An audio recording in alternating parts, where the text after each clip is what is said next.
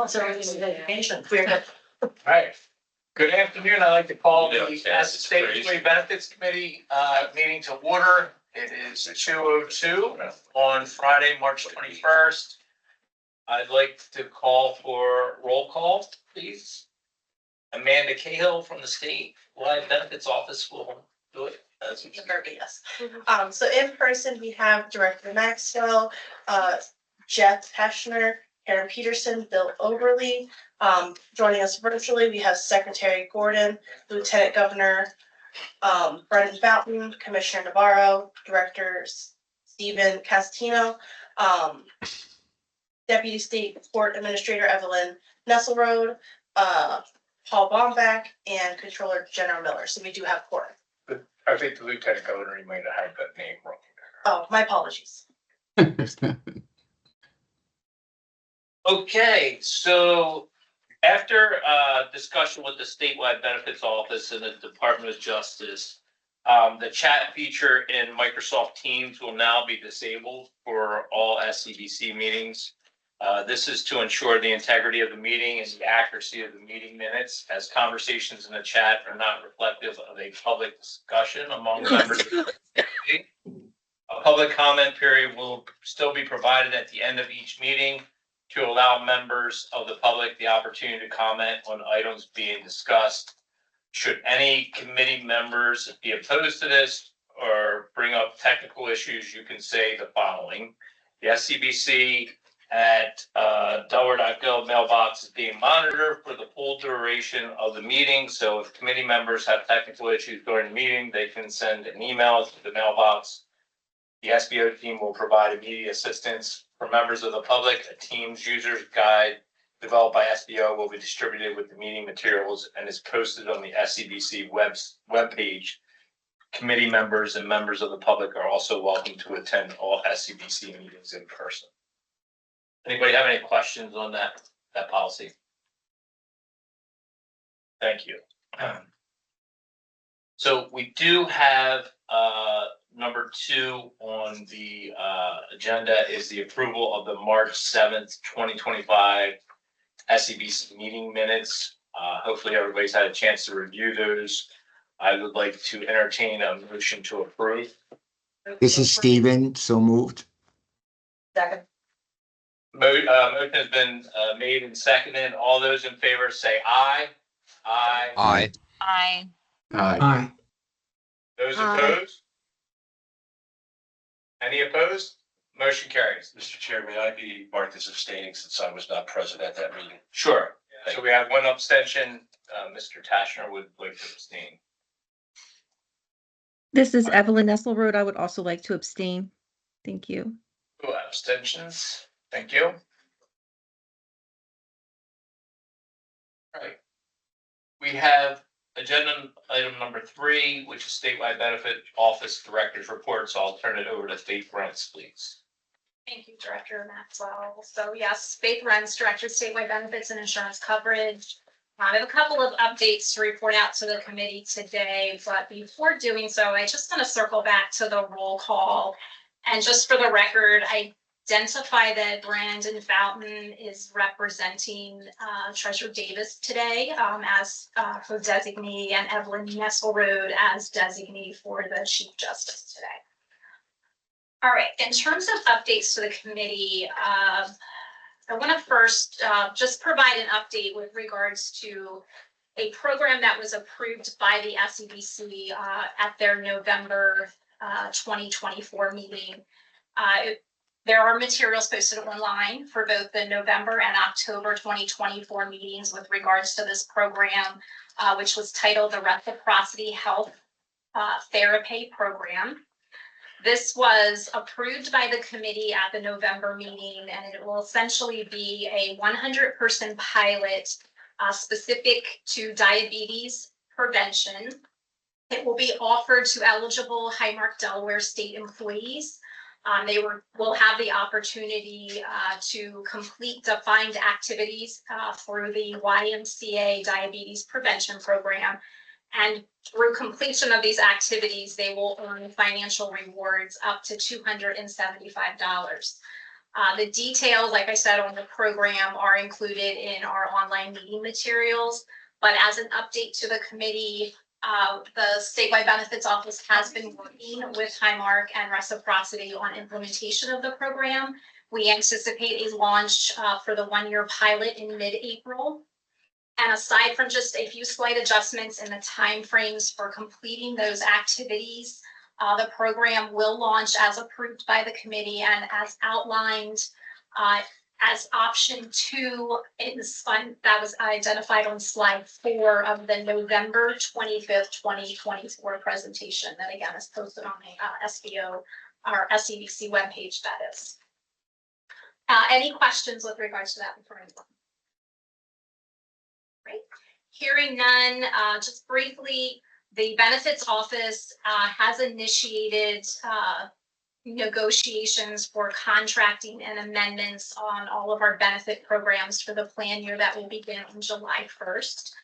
This includes amendments for Highmark, Aetna, Hartford, Lantern, and Meredith, as well as Delta and Dominion for dental coverage. Those amendments will include a 3% rate increase as agreed to for year 4.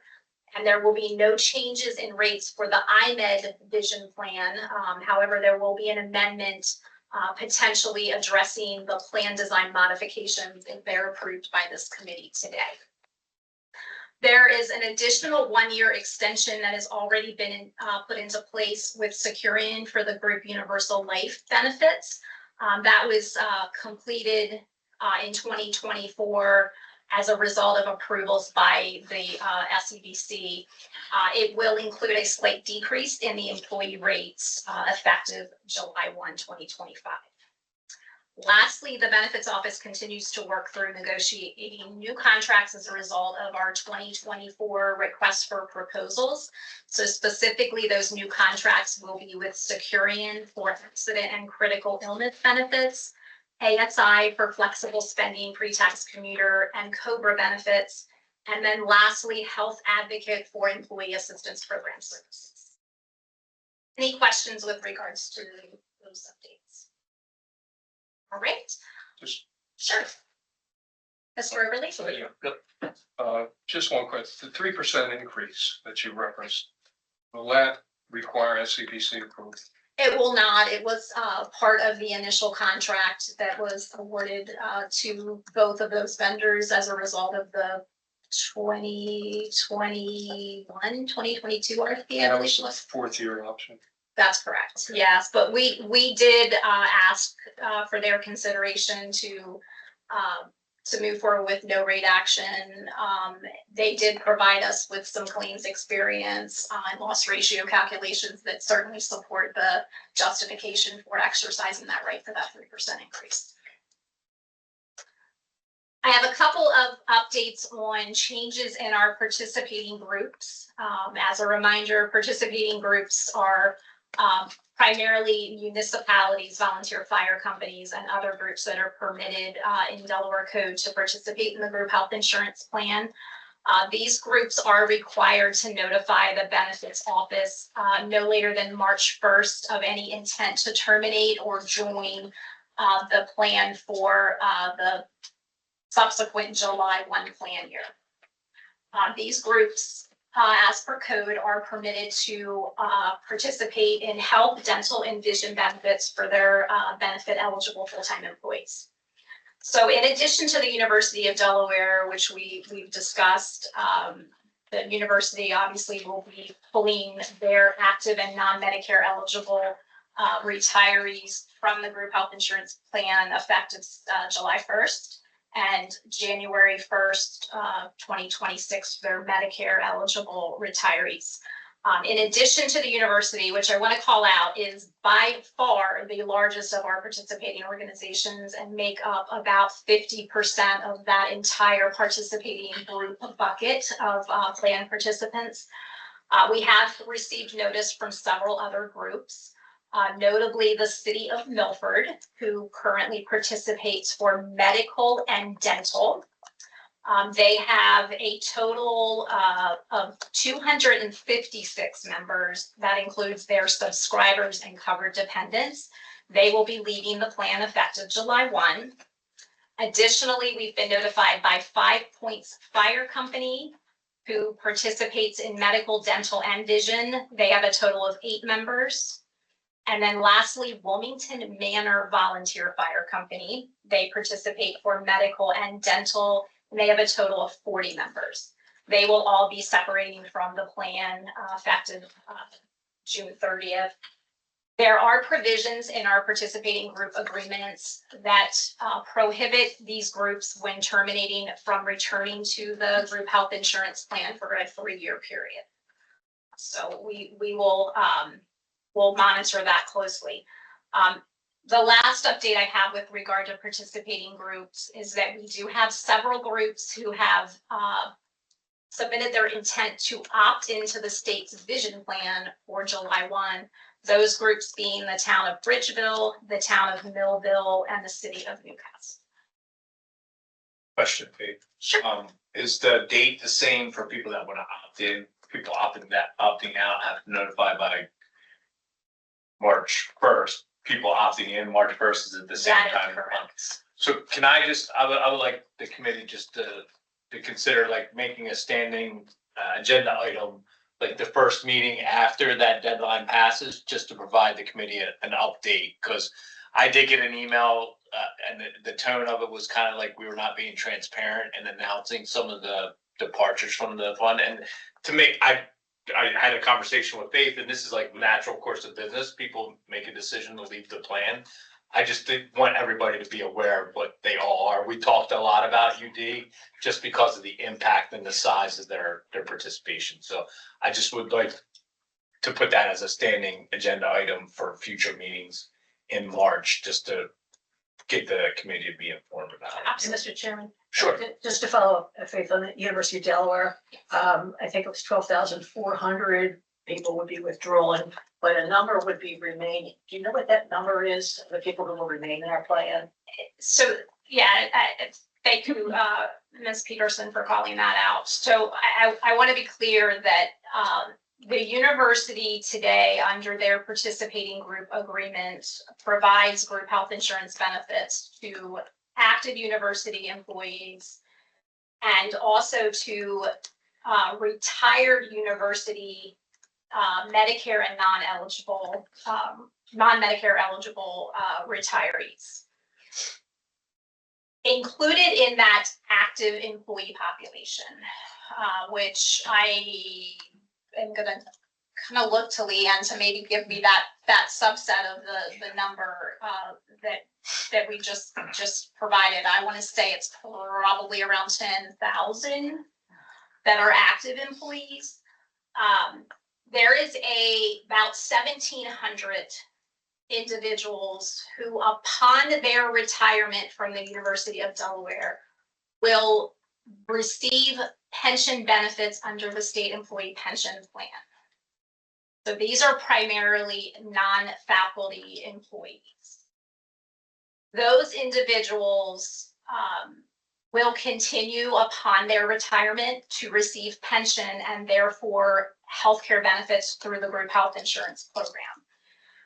The distinction here that I want to make sure everyone understands is those individuals exist today as university retirees, also as state of Delaware pensioners.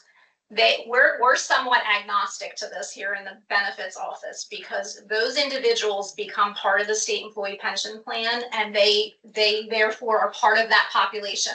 I don't have any way to even distinguish those individuals from a state of Delaware pensioner. That population is maintained to that approximate 1,700 people that are active today, and I think that equates to probably 1,700 positions, if you will, in the university's population. That until such time as there are changes to their pension benefits, they're going to continue to have access to state group health insurance plan, healthcare benefits as a state of Delaware pensioner once they retire. But all of the active university employees and university retirees will be separating from the group health insurance plan for fiscal year 26. Thank you. Sure. Yes, Mr. Oberly. Follow up on question? Yeah, I want to go back to the Milford situation. They're withdrawing from GHIP. I was reading and I didn't know if you were able to take a deeper dive in their situation. They claim, at least from what I've read, that they're getting the same coverage, I believe through Aetna, at 5% less than what they're currently paying. Have you been able to, do you have any information on that? Or? We do not have information on that. And all I will say is this, and it's why it was important that I wanted to call out the prohibition to return to the health plan for a 3-year period. Going back many years ago, so I'm talking probably 15 plus years ago now, there was a period of time where we had a moratorium in place where we were prohibiting groups that were even otherwise permitted under Delaware Code to join the health plan from doing so. And that was in part because we would see groups come and go from the health plan because they would price shop. They would get a good 1-year offer for coverage, and then perhaps they would have a high cost claimant, or they would have, you know, less than ideal claims experience, and their rates would shoot up out there in the private marketplace, and they'd want to come back into the group health plan. So when that moratorium was lifted, I believe in 2014, there were some guardrails put in place, and the participating group agreements that exist today were put in place to kind of squash that volatility that we were seeing with groups coming and going. So we don't have access to the information or the plan design details that the city of Milford has negotiated privately. But that would be my word of caution, is those rates are, and those offerings are negotiated on an annual basis. So if they have the unfortunate, situation where they have high cost claimants, they may not benefit from those better rates for the second year. Commissioner, I believe you have a question. Thanks. And some of them were answered already, but Faith, do we know why this is happening? Why 5 Points, UD, and Milford are leaving? And is this common? I don't recall this being an issue in the past. And I have a couple follow-ups. Sure. Thank you, Commissioner. In recent years, we've had more groups join by far than we have had them depart. I would say that a lot of this is stemming from the very large increase that they also felt for the current year. The 27% was passed along to these groups just as it was the state. So I think, they, much like the state of Delaware, is trying to balance their budget and trying to ensure that there will be, the ability to sustain the same level of benefits at maybe a more cost-effective rate. So just two quick. Yeah, I'm I'm sorry. sorry.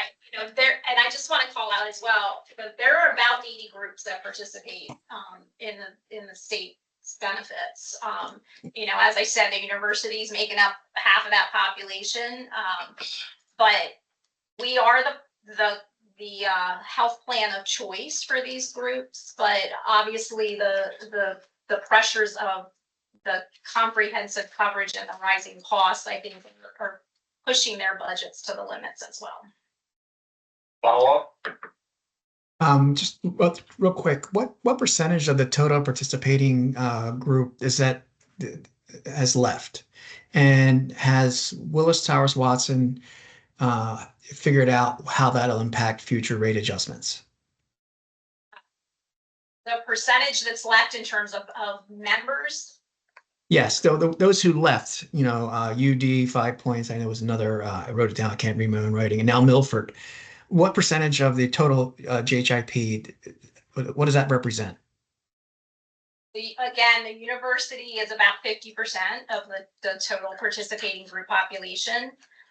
The 3 other groups that are leaving, they are about another 300 members And the group size for the groups that are remaining once the university leaves, they're all very small groups.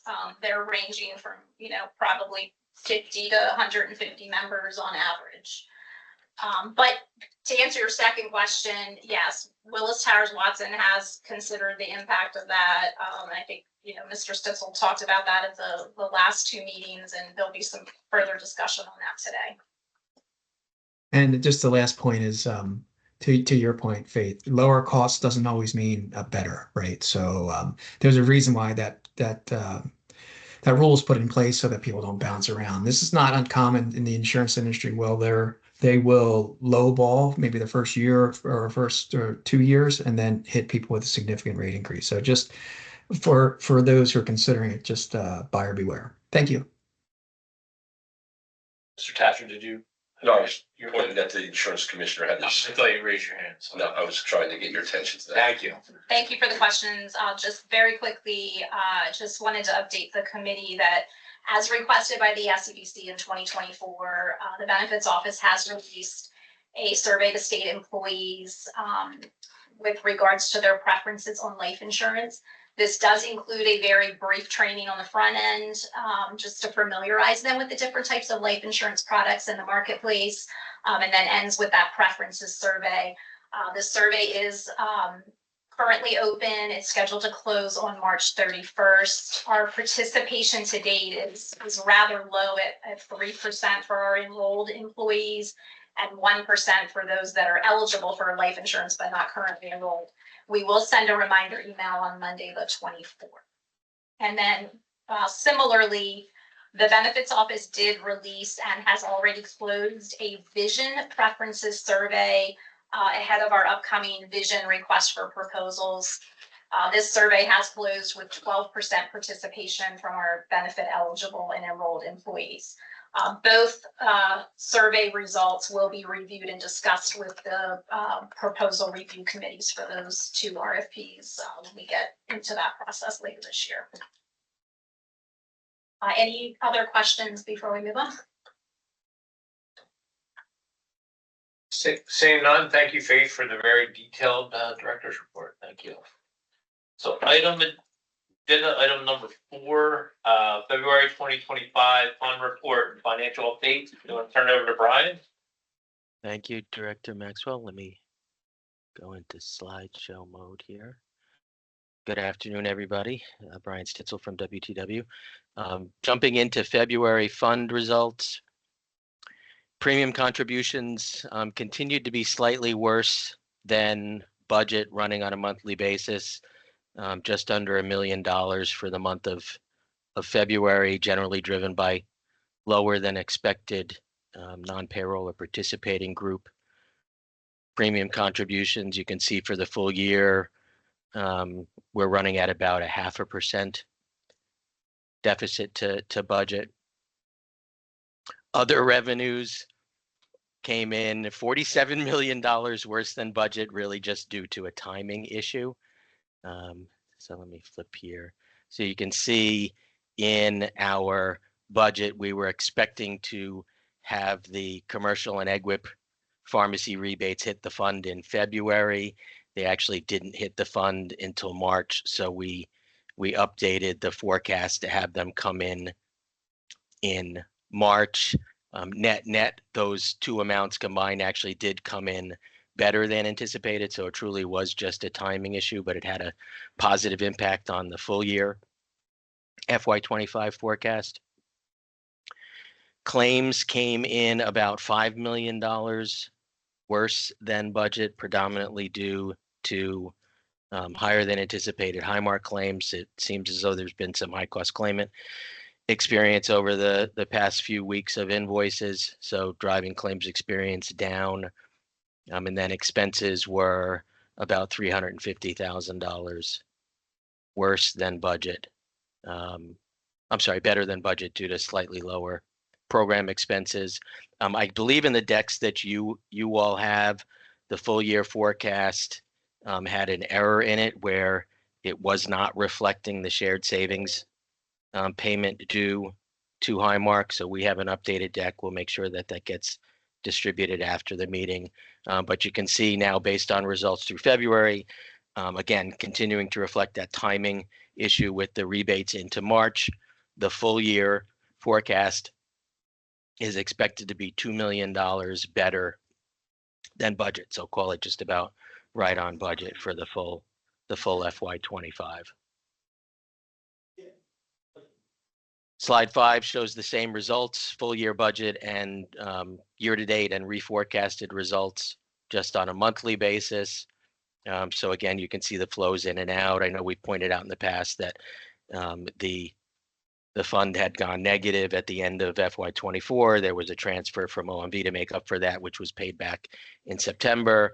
The fund started out the year in a negative cash balance, but now through the end of February is sitting in a roughly $12 million positive cash balance, estimated to grow to nearly $70 million by the end of the fiscal year. As pointed out earlier, you can see the non-payroll groups, the black and white highlighted row. The non-payroll groups made up about $600,000 of the $900,000 deficit to budget for the month. We already talked about the other revenues in the month of February, again, primarily driven by the timing on the prescription drug rebates.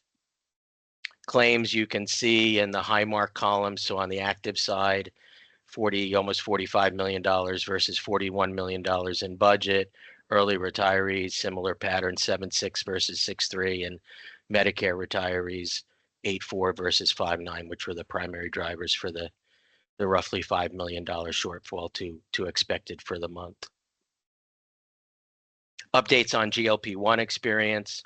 GLP-1 experience claims on the weight loss side actually trended down a little bit in the month of February, a 4% decrease versus the month of January, which pretty much puts us just about right on path for what we expected for the full year, running still a little bit better than the $52.8 million expected at the top, about $2.3 million better, and then similar types of results on the GLP-1s for diabetes treatment, currently forecasted to be about $1.4 million better than what was forecasted at the beginning of FY25 in terms of GLP-1 spend, which are two of the components driving behind what the overall claims expenses are running positive to budget for the full year.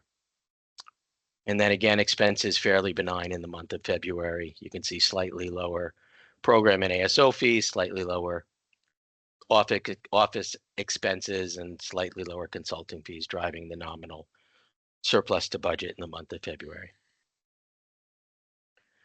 So that's it on the February fund results. Let me know if anybody has any questions specific to these numbers.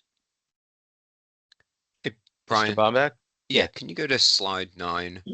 Sure. At least two questions. Are the GLP not available for the Medicare side? Is it, you mentioned it's commercial only? It's only available for diabetes treatment, not weight loss. But you've got commercial plan listed on the left column. And this you've got is the data. commercial Yeah, I only don't on know. the right side. Yeah, I'm not sure if we have data on the diabetes treatment on the EGWP population. Something I can look into. Okay, and then the second question is on the anti-diabetes GLP stuff. Is there a plan to? Can you measure its effectiveness? Is there an expectation that in 1 year or in 15 years we're going to have lower claims because of this more proactive stuff? Is there some kind of feedback loop on this program? Yeah, it's a valid, great question. How long that will take to know? A long time. Yeah. Maybe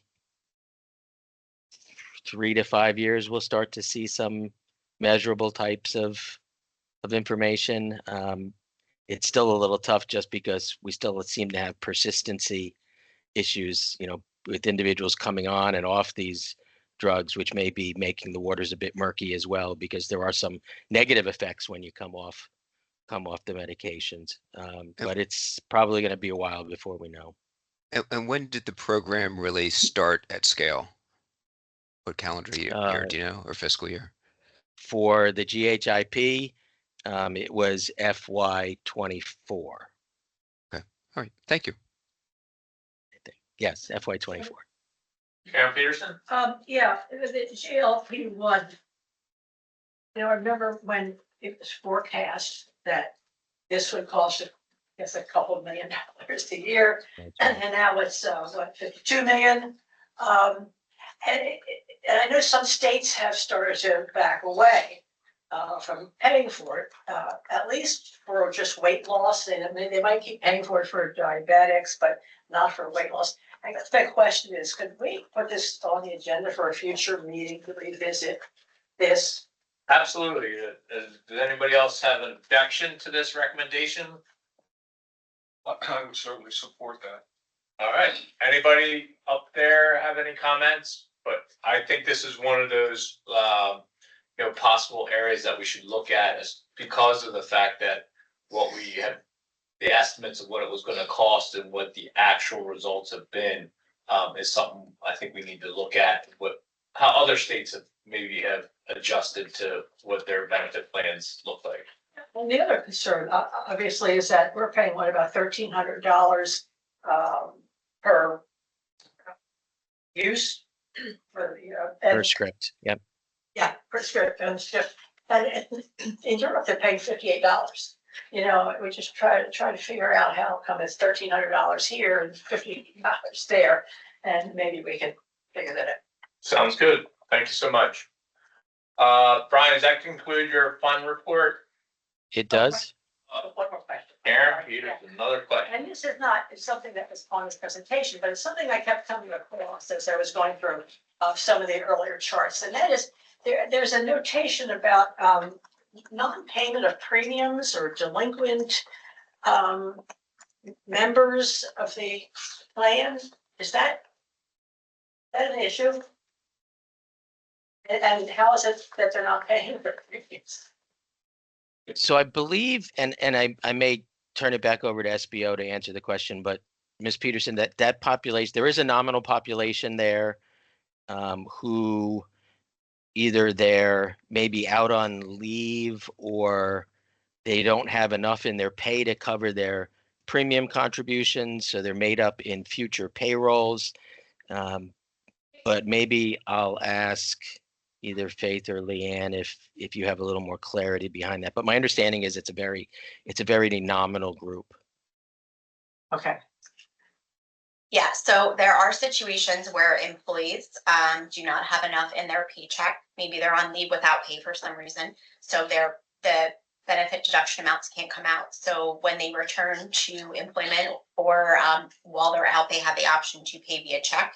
There's a reconciliation and collection process that occurs. So it's a timing issue most likely of the premium. So it's not a large amount then, talking about?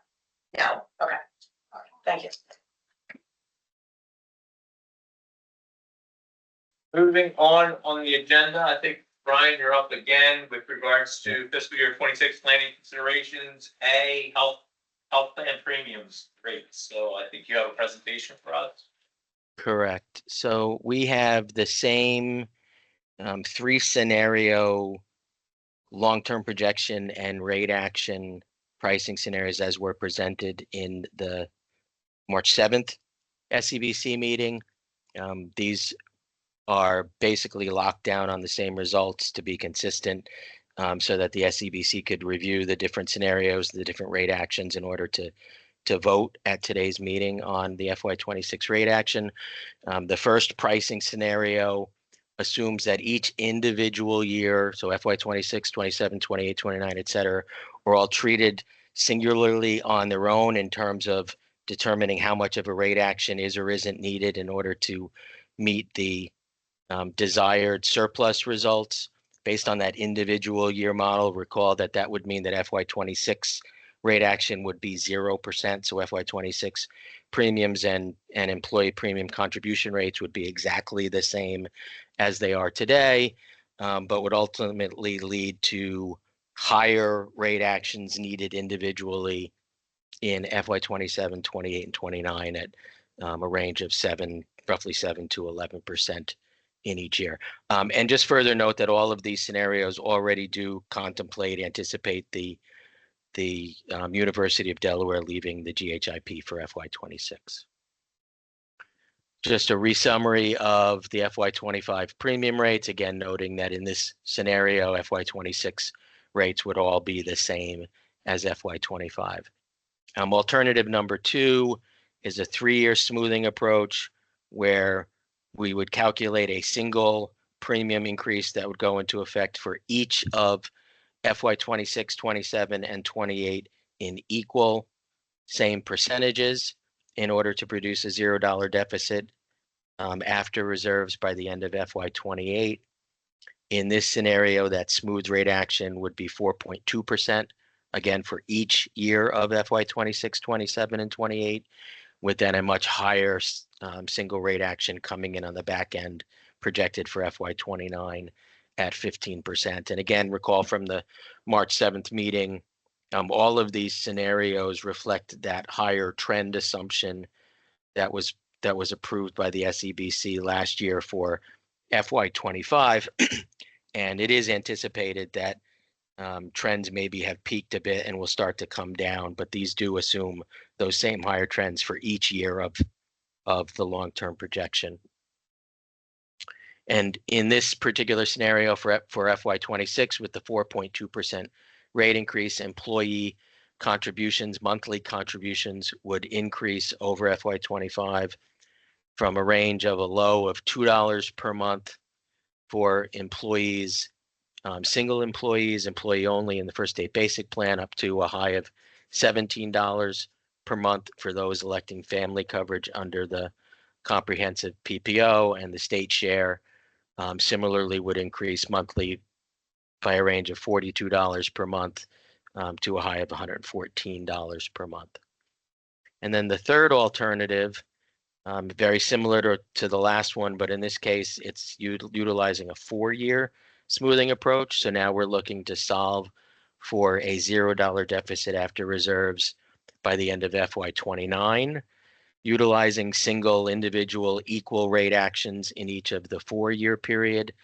And that would mean a 5.2% increase in each of the 4 years to get to that same deficit. So basically we're replacing 3 4.2s and a 15 with 4 5.2s. And in that scenario, the range of employee contribution increases would range again from a low of about $2 per month, rounding, and then up to a high of $21 per month for that same person electing family coverage in the comprehensive PPO. And those were the 3 scenarios that were being considered for approval by the SCBC. They all assume that the GHIP is rated singularly as one pool in the aggregate, with the rate actions equally affecting each of the 3, call it major cohorts of people, active employees, pre-65 retirees, and Medicare eligible retirees, with the one note that the rate increases for Medicare retirees don't go into effect until January 1st of 2026, because that plan runs on a calendar year basis. Many members have any questions for Brian, are you going to describe the 4th alternative that's under the appendix of this presentation? So that one was, I believe that approach was tabled. Happy to talk about it again. That approach was basically taking a 3-year smoothing, but deferring the smoothing to the back 3 years of the 4-year period instead of the front 3 years of the 4-year period. And that would produce the 0% for FY26, but much higher 8.8% rate actions in each of the 3 years that follow. Although I do believe that alternative was tabled. It was kept in here for completeness, but certainly the SCBC can certainly decide to include and vote on that alternative as well. Mr. Baumbach? And this is perhaps, it's certainly adjacent. I'm not sure if it needs to be discussed now. The 3 different cohorts, and the SCBC and certainly RHBAS has discussed this at length in recent years. There is I think it's accurate to say that some cohorts are underpaying the cost of their care and some are overpaying. But we recognize the inequity of just, overnight correcting that and having, a big jump for one cohort, maybe a modest reduction for another cohort. But I do like the rule of when you find yourself digging a hole, the first thing to do is to stop digging. By having an uniform increase across the three cohorts, we're perpetuating the mismatch in there. It may well be too late in this cycle to do this, but perhaps Chair Maxwell, we can put in a future discussion how we can glide towards better equity across the three cohorts rather than blindly having the same percentages of an unequal relationship between what's paid by and what's paid for the three cohorts. Yeah, I would like to address this question. Paul, yeah, I'm definitely open to looking at that. I'm not gonna commit to it today, just because I think as a whole, the committee needs to develop a work plan. These exercises that we're describing take time and resources. And so therefore, I think the committee needs to have that discussion as a whole. So I can't commit to it today. And I think there needs to be a holistic discussion with the committee with regards to that work plan. Unfortunately, we've been on a pretty tight time frame as to being able to get a plan in place for the upcoming fiscal year. But it is my goal as chair of this committee to come up with a work plan that everybody can support and be behind. So hopefully that answered your question. I'm completely understand and support that. Thank you. Karen Peterson. I'd like to weigh in on this particular discussion. Because I object to proposed premium rate increases for Medicare retirees. Medicare retirees have generated $26.2 million surplus this year. The state takes that surplus and aggregates it with revenues from active state employees and pre-Medicare retirees. In short, the surplus generated by Medicare retirees is used to offset the healthcare costs of these other groups. That is not only unfair to Medicare retirees who are being overcharged to the tune of $26.2 million this year, but it also violates the law. The law says that these funds are to be immediately deposited and kept in the OPEB trust fund. The law goes on to say under section 5281 of Title 29 that no money from the OPEB fund shall be dispersed from this fund except for the purposes of the payment of the state's premiums for post-retirement employees. In short, these funds may not be used to subsidize non-retiree benefits, as they have been for years, and we've objected to this for years, I might add.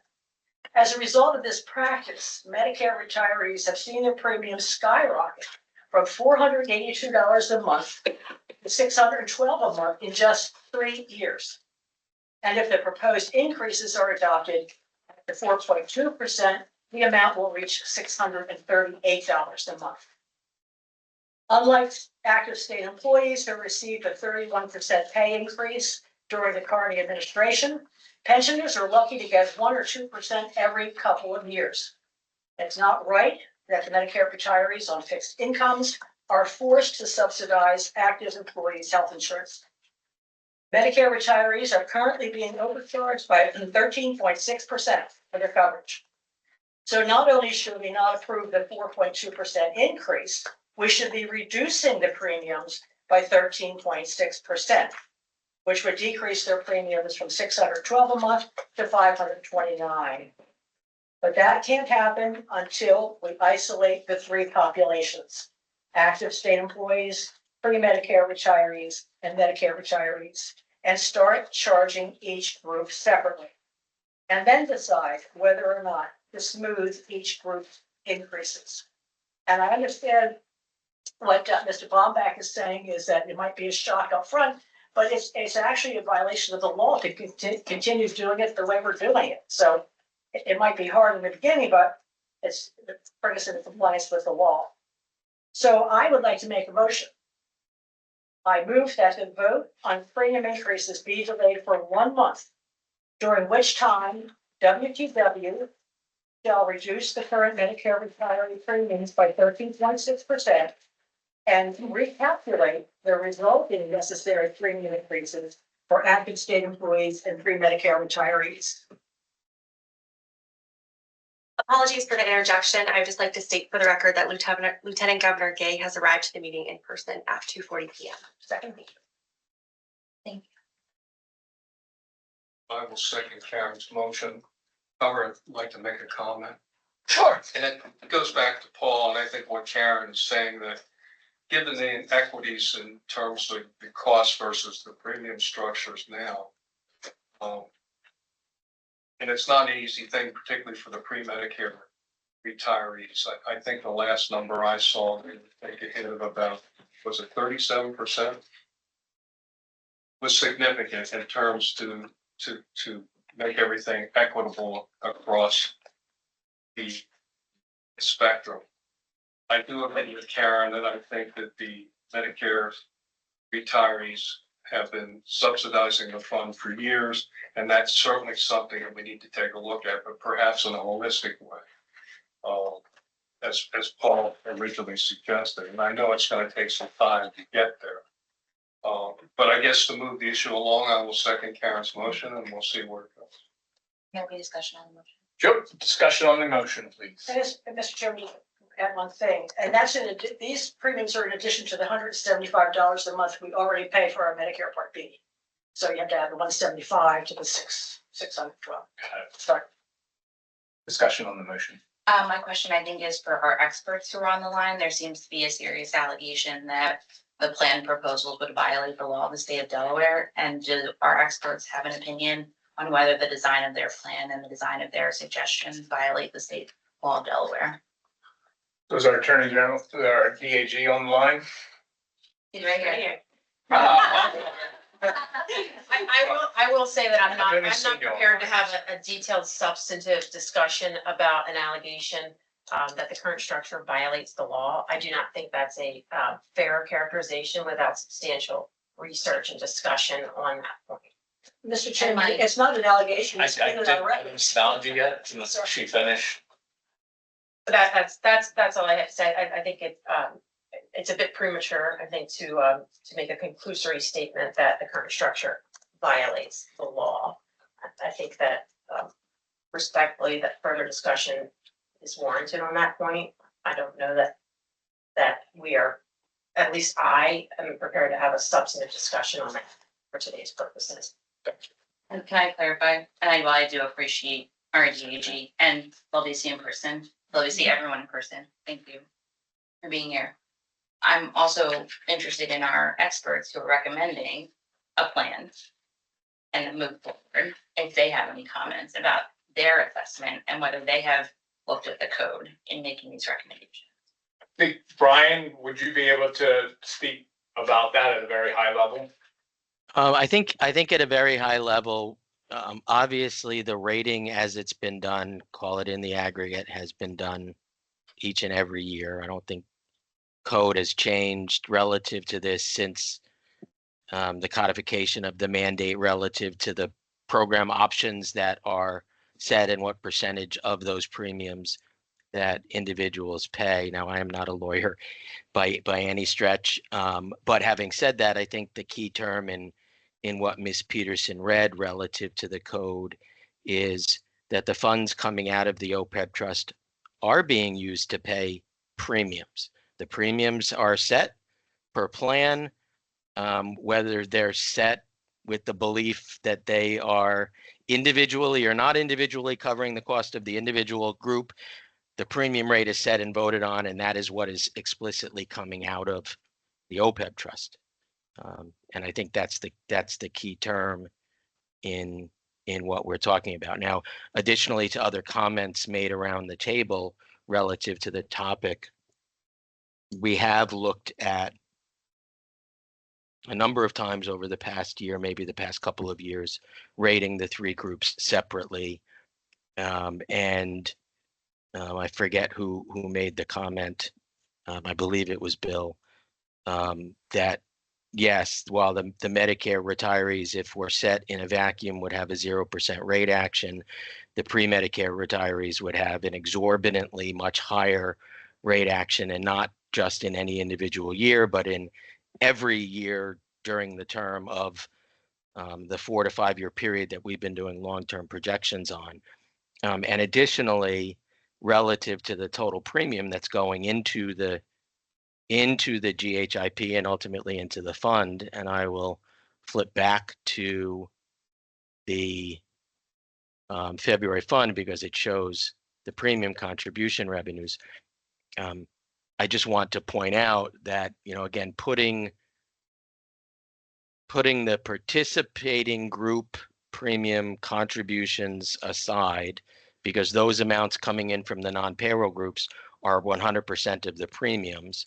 And then ultimately, since the University of Delaware is gone at the end of this year and they made up the lion's share of that group, out of the roughly $1.2, $1.3 billion in total premium contribution revenue, only roughly, I'll round up, $9 million of that is being paid for by Medicare eligible retirees, because there are a number, I forget what the number was, so forgive me, I want to say it was somewhere between 60 and 70% of Medicare retirees who don't contribute to get GHIP coverage, and then the remaining lion's share of them contribute the retiree share of 5% of that total premium.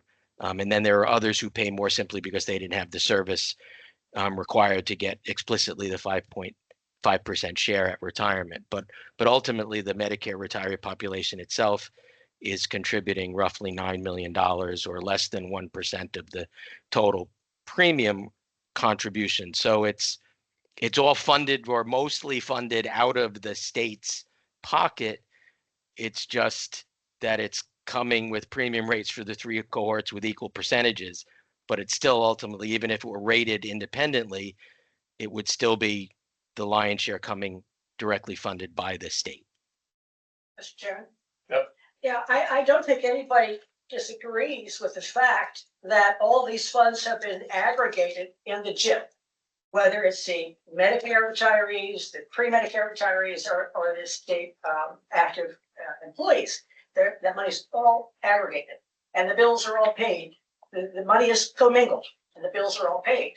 This section of the law that I was talking about, section 5281 of Title 29, says that no money from the OPEB fund shall be dispersed from this fund, except for the purposes of payment of the state's premiums for post-retirement employees. Okay, I think that's very clear. I mean, I don't think it takes any great interpretations, but to the point that was just made about, gee, what will happen to the pre-Medicare retirees? I mean, they're really in the hole.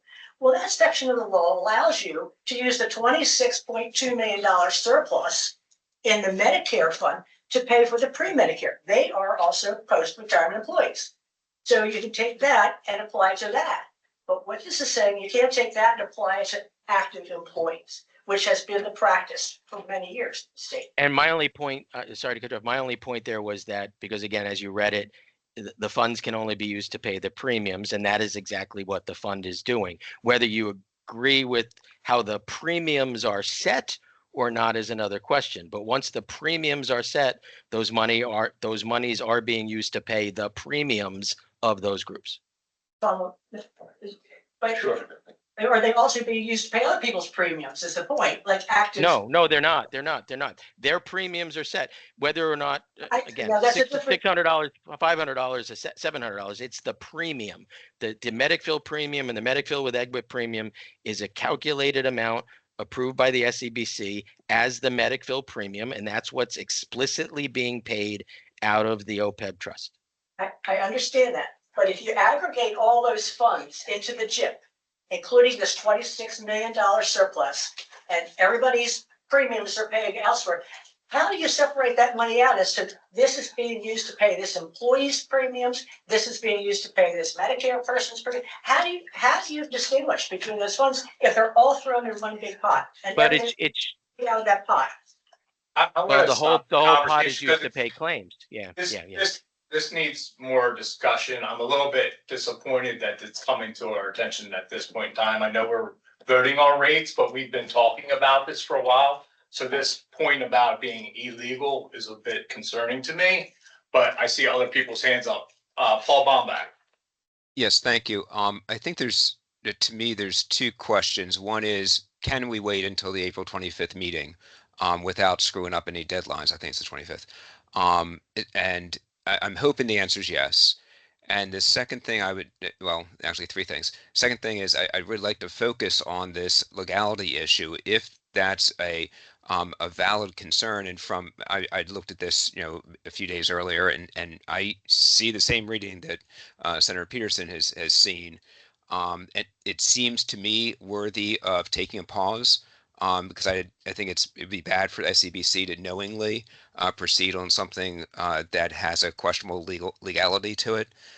So I'd like to see the delay.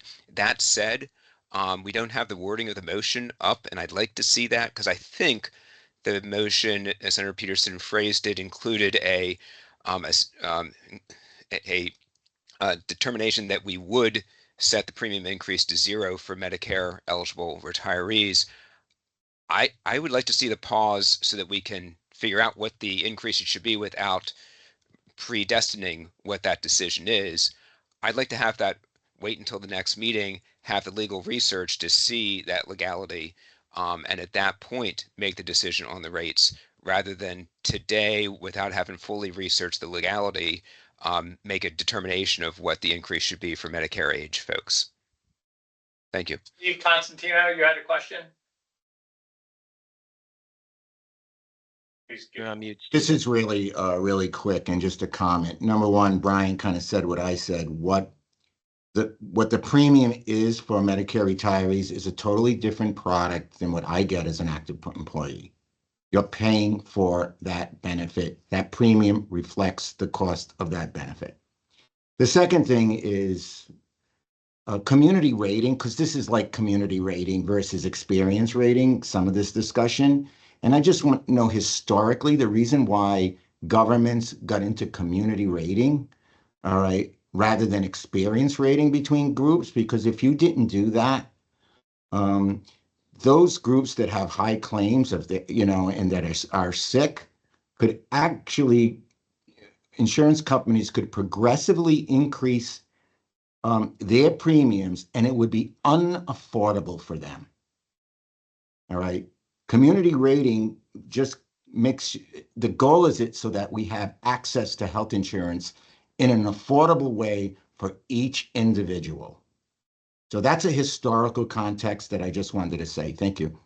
Thank you. Mr. Tashner. Thank you, sir. And unlike Brian on the screen, I am an attorney. However, I'm not going to rely on my own judgment here. I think for us as a group, we would greatly benefit from the advice of our counsel, giving her time or them time to be able to look at the issue that's been raised. But in addition to the legal read on it, GHIP is different than the OPEB trust fund, if I'm correct. And I think one of the facts that we need to know is where the funds are coming from. Karen's reading the law that says the OPEB trust fund can only be used for this purpose. Is the money we're talking about here coming out of the OPEB trust fund, or is it part of the GHIP? I want to know that factual landscape so that when we get advice from our counsel, I can make what I think is the most informed decision. So I'm just, as a group, suggesting, I know for me, I'm not going to be able to vote on this today because I need guidance from counsel. And as counsel, I will just add that in order to even give an informed legal decision, the council needs to understand the dollars in, the dollars out, and then have a very thorough understanding of how it works mechanically. Because we can read words in a statute, but we need to understand and see what we're talking about as far as what money goes where, how does it go in, how does it go out. And I think we're still lacking that detail in order to get an informed. And that was the look I was trying. There's two separate funds that we're talking about here. There's the OPEB trust, there's the GHIP. And I think that's an important consideration in all of this, along with your guidance. Mr. Chairman, if that's, I can withdraw my motion if we want to hold up on this until we get, or I mean, go ahead and vote on this, whatever you want to do.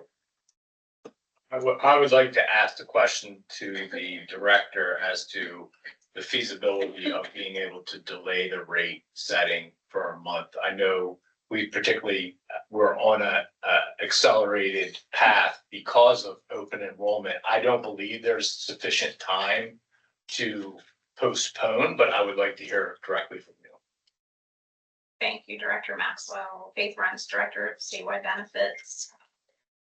We do not have additional time to delay on rate action and decisions. We are scheduled to send communications next Tuesday, the 25th, to the print vendor for open enrollment. And if we miss that target, we will not have communications sent to eligible plan participants in late April for open enrollment that begins May 1st. So we have extended this as far as we can. You know, if there's no vote today, at minimum, I think what we would ask the committee to consider is that there is a action taken to maintain the existing rates as they are, specific to the active and non-Medicare population who is most directly impacted by the May open enrollment for the plan year that starts July 1. And in fact, I think we did a couple of years ago do a second, a follow-up. So we're not locked into the only time we can do open enrollment is May for July 1. We can do open enrollment at any time if we have to make a change. If I remember correctly. Yeah, you're referring to the 1 year in which there was additional money put into the group health insurance plan during Joint Finance Committee budget markup. It was past our deadlines for open enrollment. So we held open enrollment with rates at a certain level for July 1. And then we offered a very limited enrollment period in September of that year. I believe it was 2015, where we allowed, there was a change in the rates effective for not exactly what time frame it was. I think maybe October. It was September that we held the open enrollment. Yeah, and we allowed individuals who wanted to make a plan change as a result of the change in the rates that went into effect mid-year to be able to do so. But it was exclusive to the health plan only as it relates to being able to make changes mid-year. Mr. Chairman, I would withdraw my motion and replace it with a motion to leave the rates as they are for FY26. To give us time then to look beyond that. That way. Is there any other discussion? Anybody else want to have an open discussion before we take any further motions? So they have to be withdrawn or anything like that. Does anybody else have anything to add to this? Director Maxwell, let me add a couple of things maybe. I pulled up an old presentation dating back to either a January or December SCBC meeting. Look at ratings of the various groups and various scenarios, either individually across those three groups or looking at active and pre-65 retirees together versus Medicare retirees because they're in different plans, et cetera, et cetera.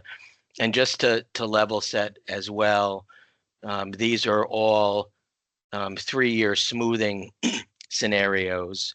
And at that time, we believe the 3-year smoothing rate action would have been 4.4%. I know what we're looking at now is roughly 4.2. So in a similar ballpark, this included UD, et cetera, et cetera. But if the groups were all set individually, it would have meant that active premium increases would have gone up by about 1% from 4.4 to 5.1. The early retirees would be the ones that were hit the worst, going from 4.4 to 16.7, keeping in mind that that's 16.7 for FY26, 16.7 for FY27, 16.7 for FY28. So it's not a 1-year catch up, it's a 3-year catch up because we're smoothing. And then the Medicare rates would remain zero for the next 3 fiscal years. And part of the question I have, because I don't know if I heard the answer correctly, was whether or not the committee could vote on active and pre-65 retirees now and table the Medicare retirees until later because their plans don't change until the calendar year. And maybe there's a hybrid solution where the committee votes on a rate action as opposed to keeping them steady for FY26, votes on a rate action for the actives and early retirees now so that we don't potentially run into deficit issues later where that we then have to put in higher rate actions later because we did zero for now. And then table the discussion on the Medicare retirees until the rest of this information is researched and digested and analyzed a little further. Thank you for that further clarification. Thank you, Brian, for that. If there's no other, Paul Bombach? I'm not sure. I just want to say my preference would be that we propose a rate increase for actives and pre-65s, and we take no action on Medicare this month. That'd be my preference. If you want to make that motion, we can do a roll call on that motion. Is that a motion? I think I do. No, no, you said a zero for everybody. He's saying a rate increase for actives and pre-retirees. I'll second that. Okay, It's a second. motion, different motion on the table. You have to withdraw your other motion. Well, I don't think that, was there a second to her motion? No. I thought there was. I thought he said. No, the second. I don't think there was ever a second motion. There wasn't. Okay, so repeat your motion so we can make sure everybody's clear on how they're voting on this. So I'm going to first do an introductory just phrasing that I don't think there's any real science to what the number is, and especially if we don't do the post or the Medicare age stuff. I'm going to choose out of the air a number in between everything else and propose that the increase for fiscal 26 for active and pre-65 retirees be a flat 5.0%.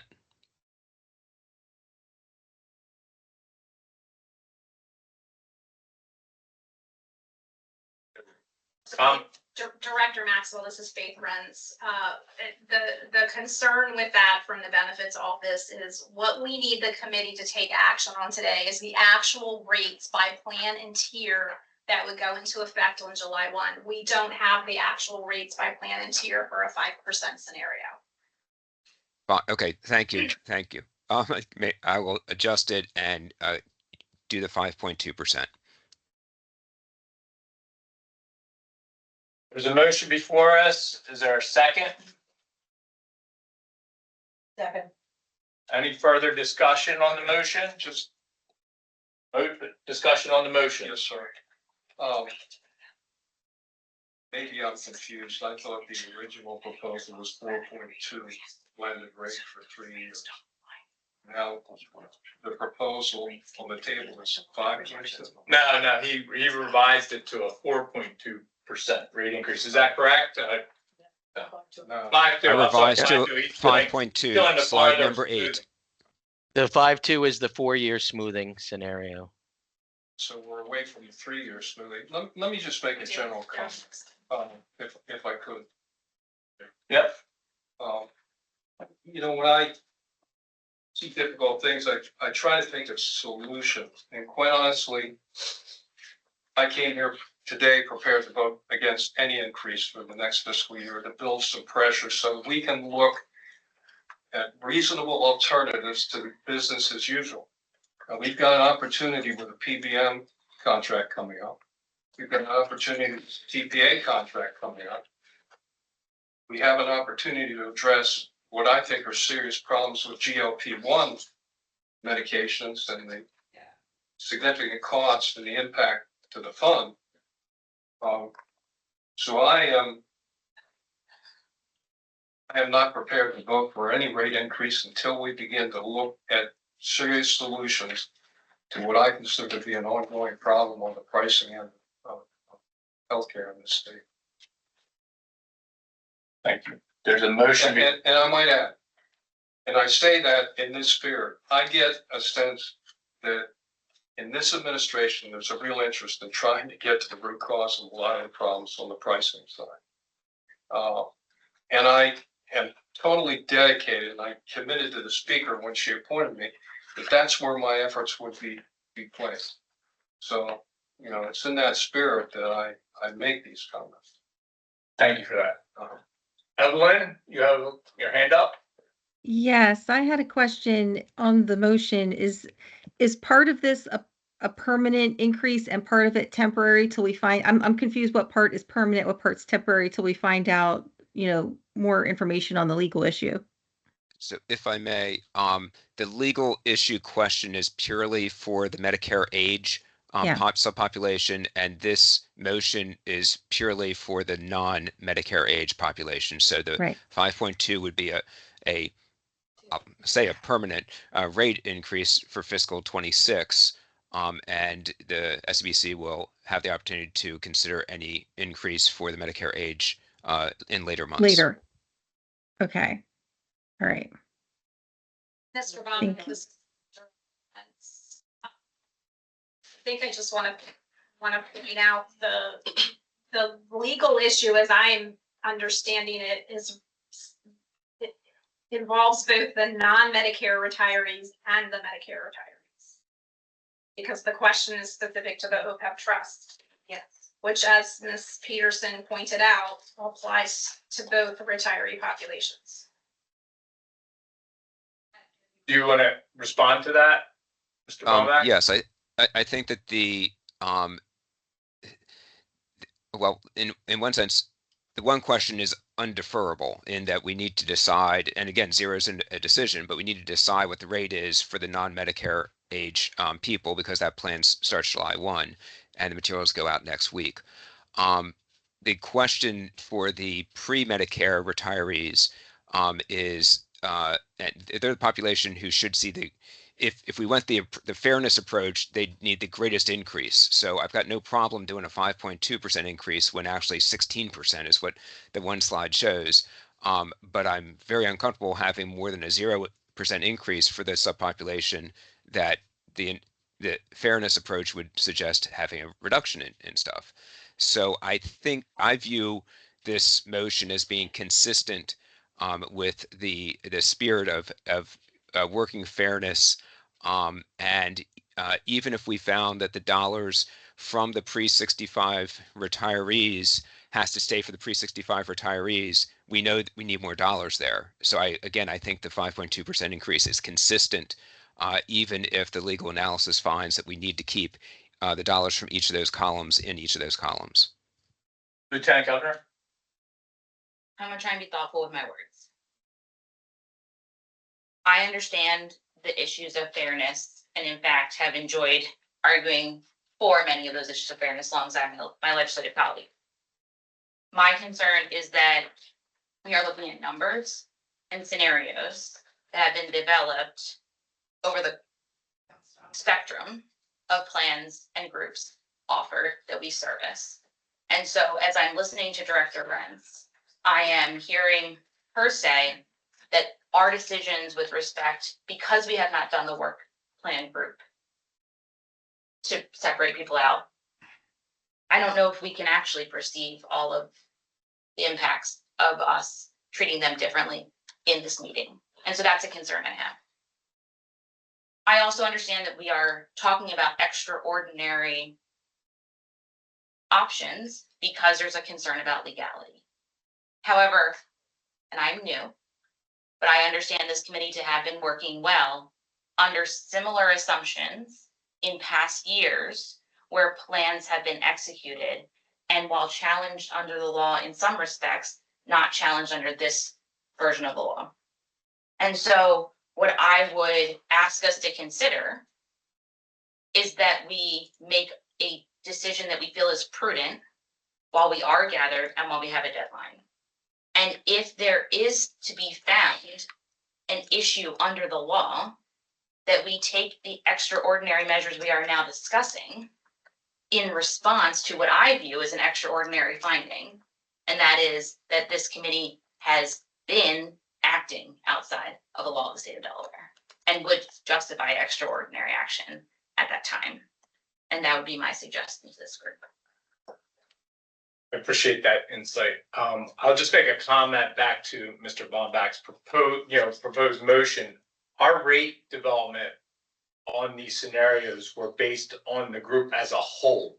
It wasn't peeling off a certain category. So I can't support a motion that would increase the rate that doesn't apply to all, because that's the information that is before us today. So I'm happy with you to go forward with that motion, but I will not be supporting that motion. Paul Bombach? Okay, yeah, I just want to, the Lieutenant Governor raised the issue of making decisions for deadlines. It's a purely artificial deadline to say we need to decide the increase for Medicare age retirees. That's 6 months from now. And all I'm saying is let's defer that to the point where we're closer to the deadline when we have useful, actionable information regarding legality. And right now, let's go with the 5.2 for the two subgroups. We may well do 5.2 for the Medicare age folks or something different. That's a future discussion for a future deadline.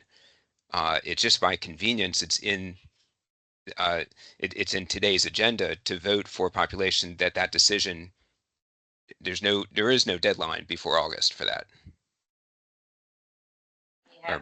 Or September. Sure. Could you respond to his suggestion? But I will echo again, the information that is presented before us, the 5.2 is based on all groups being charged equally across all the populations. So these numbers that we're looking at aren't a fair representation. The 5.2 could be lower, could be higher. Whatever it is, it's just not accurate based on the motion that we have put before us. Mr. Chairman, Karen Peterson. just, in addition to the issue of whether or not this is within the law, like 9 other people around here, I've been on this committee for a grand total of 1 month. So we haven't had the opportunity or the time to dig deep into these. I can only tell you what I read in the Delaware Code. And I have an understanding of how this whole thing has worked because I followed it for years. After we filed a lawsuit, I became much more aware of what was going on in the SCBC. And we have complained for years about what we call the faux premium that's been charged to Medicare retirees.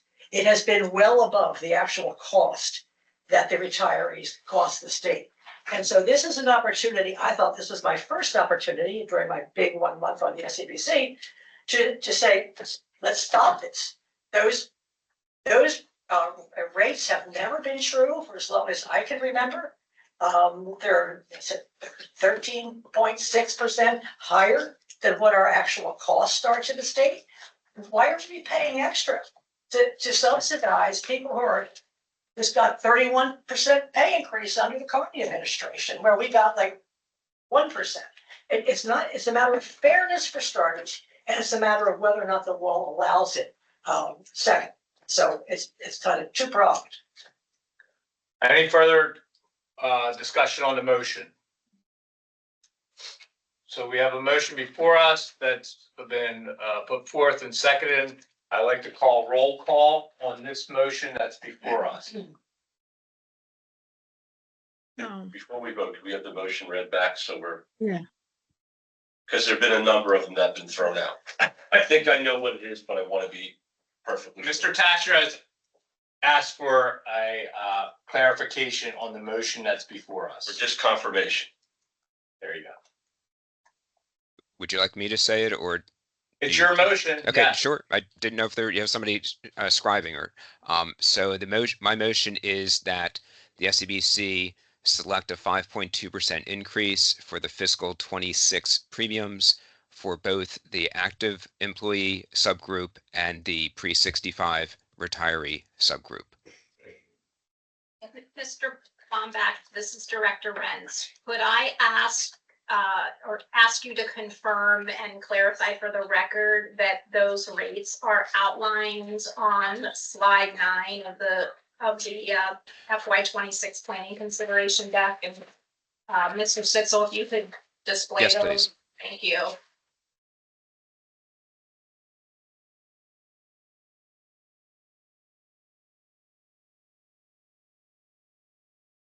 That confirmation?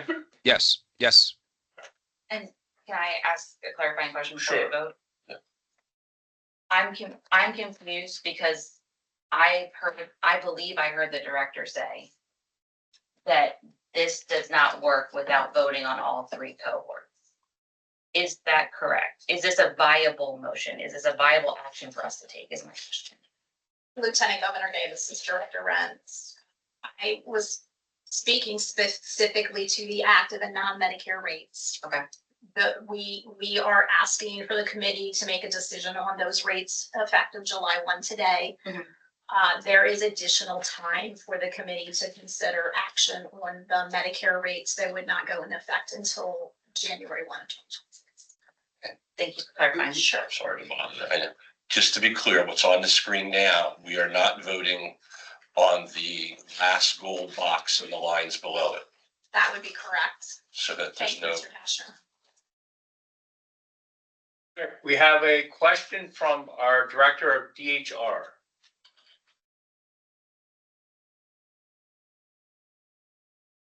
And are we silent?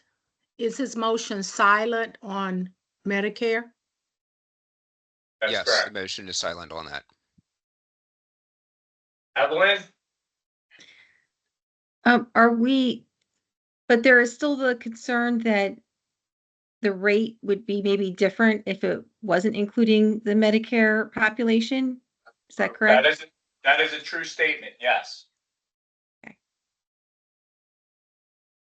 Thank you. Any further, everybody has the motion, everybody's clear on what the motion is before us? Yep. I will ask for another roll call on this motion. Thank you, Director Maxwell. I will call each SCBC member individually to vote on this motion. Director Maxwell. Has there been a second? Yes, there has been. No. Secretary Gordon. No. Lieutenant Governor Gay. No. Brennan Fountain for the State Treasurer's Office. No. Commissioner Navarro. No. Director Stephen Costantino. No. Deputy State Court Administrator Evelyn Nestelrode on behalf of the Chief Justice. No. Jeff Kashner. no, Paul Bombach. Yes. Karen Peterson. Yes. Bill Overly. No. Having not received a sufficient number of votes, this motion's been defeated. That's good? Yeah. Is that good? Yeah. Thank Doing you. that training. All right, so, I'll entertain any other motions. Anybody want to put another motion before the committee since we are here? Bill Overly. Consistent with my earlier comments, and I really do believe that collectively working together, we can bend the cost curve. And I would like to buy some time in order to do that, to have this committee focus on that as a sole issue over the next year. So I would make a motion that we maintain the rates for fiscal year 26 as projected at 0% to buy us that year. We have a motion before us. Everybody understand the motion? Second. Hold on, we have a question about the motion before we get a second. Is that, can I ask for clarification? Is that your motion only covering the next fiscal year, or does it assume the 4-year smoothing plan? It considers only the next fiscal year. Point of clarification on the motion is a 0% increase for fiscal year 26 only, no consideration for out years beyond fiscal year 26. And that would be a 0% across all groups, including the Medicare population. We have a motion before us. Do we have a second? Second. Any further discussion on the motion?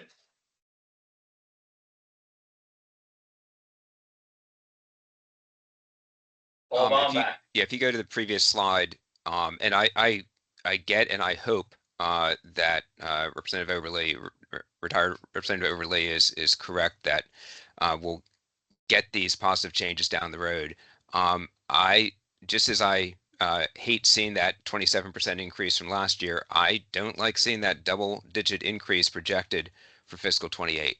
And I am really struggling. I'm going to find it very difficult to vote yes for a 0% increase. Thank you.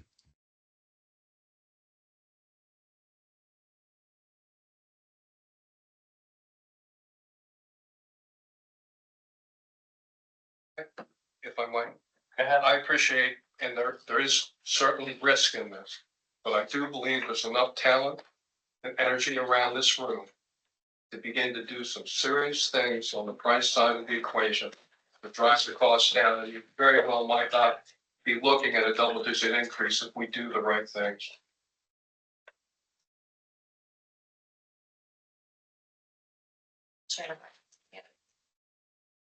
Right. I have a question. I'm sorry, go ahead. Commissioner? What says Willis Towers Watson if we went with a 0 this time? And I don't think that to Mr. Oberle's point, I don't think it's a risk.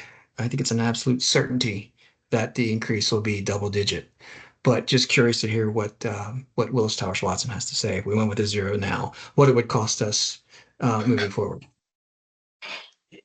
So that it's Commissioner Navarro, it's relatively clearly laid out on the screen what it will look like. I think the biggest lever that's there to pull immediately relative to mitigating some of these expenses, which could bring the future rate actions down, is the GLP-1 coverage, which has obviously already grown to almost 5% of the total spend in a quick couple of years and still expected to grow into the future. You know, we've seen supply issues go away.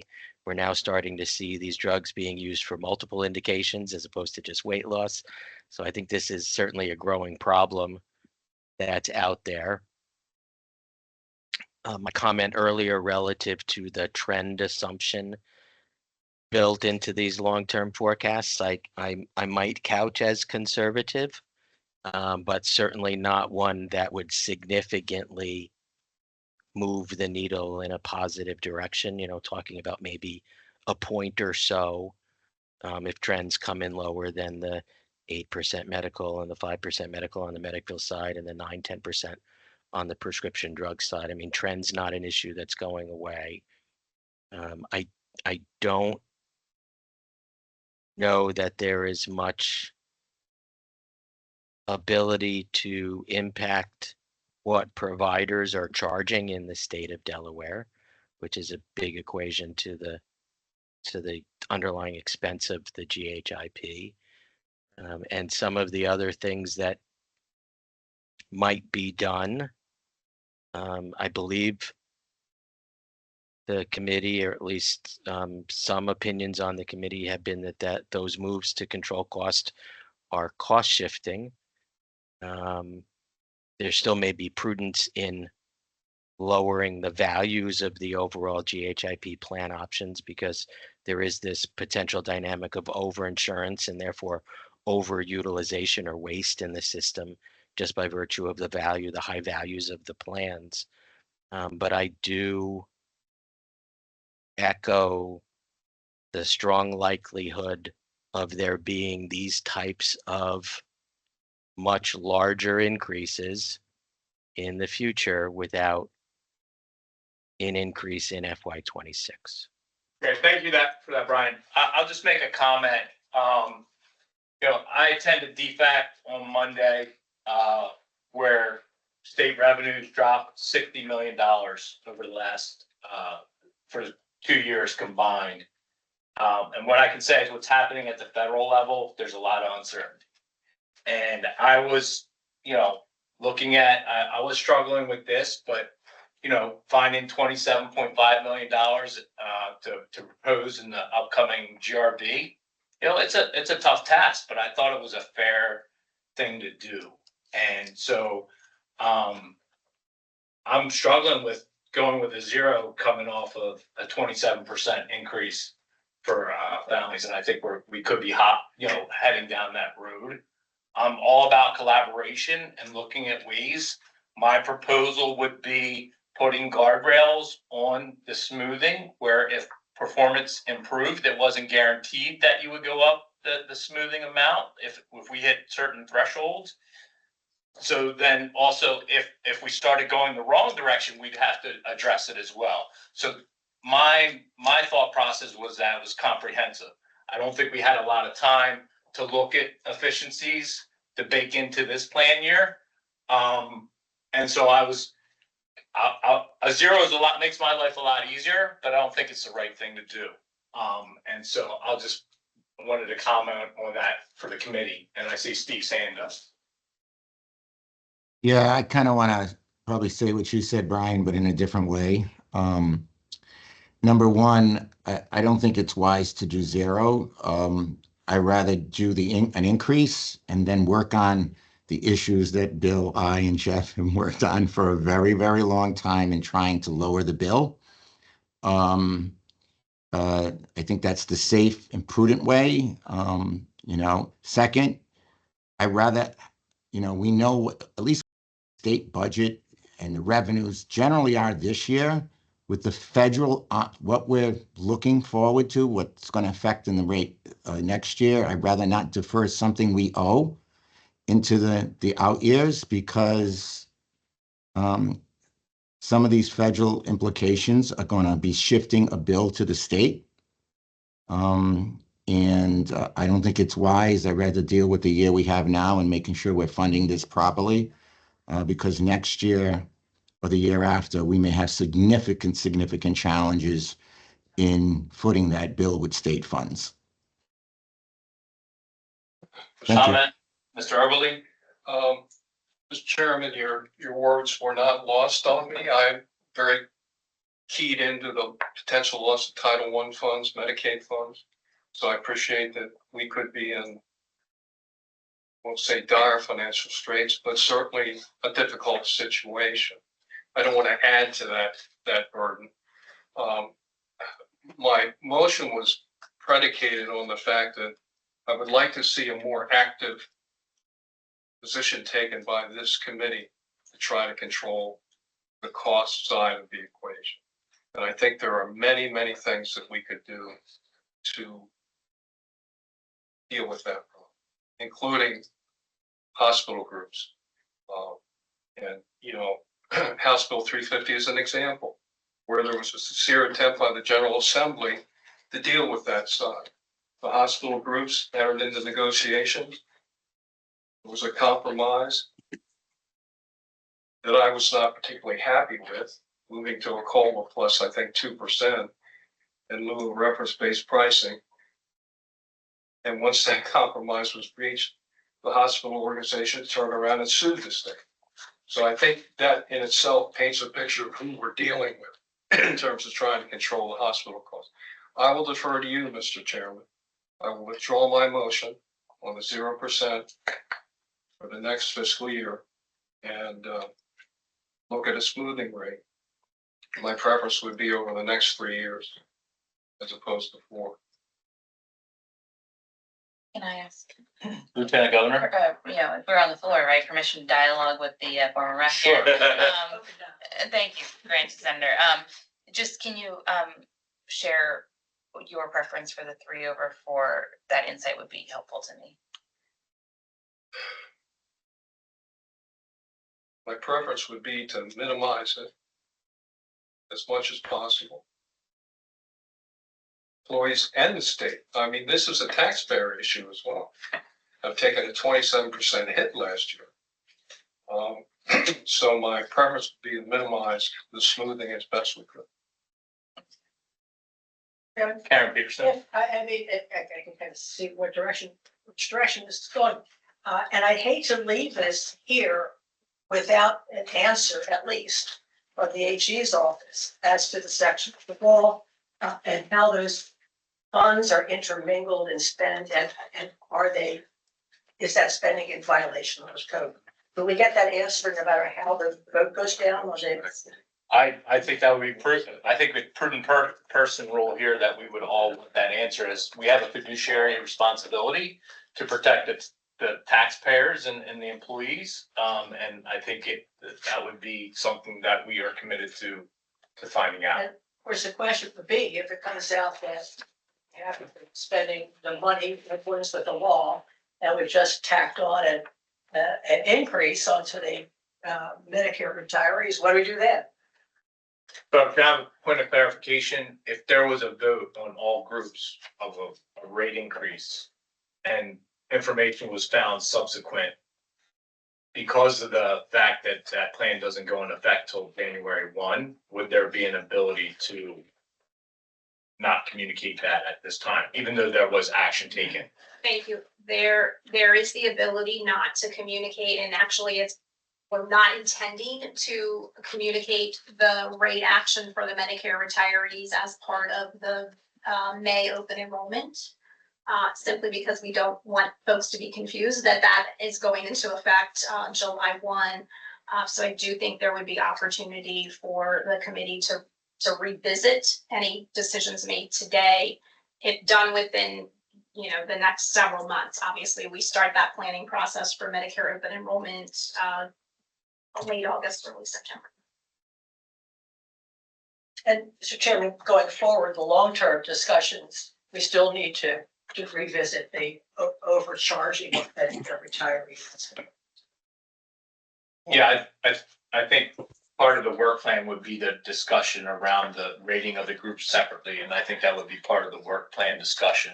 Like I said, these tasks are not light of requiring resources, but I think that's the reason why I'm not committing to it, because I need everybody to come to the table and talk about that. So, Bill Oberly? Yeah, I would think that if, in fact, it's established through the DAG that things have not been done correctly in the past, that the Medicare retirees could be made whole at some point, correct? Can't comment on pending litigation. I'm not referring to pending litigation, I'm referring to a pending opinion from the DAG. Do you want to comment on that this time? I can only say that based on the information available to myself and my colleagues, preliminarily, we are not persuaded that there is a violation of the law as alleged. Additional details would be helpful, but I can't speak to any hypotheticals beyond that at this point. Chairman Peterson? I'm not sure how you conclude that when you weren't sure how the funds are intermingled in the two. I said at this time, based on information available, we are not persuaded that there is a violation of the law as has been alleged. That's the most that I can offer at this point.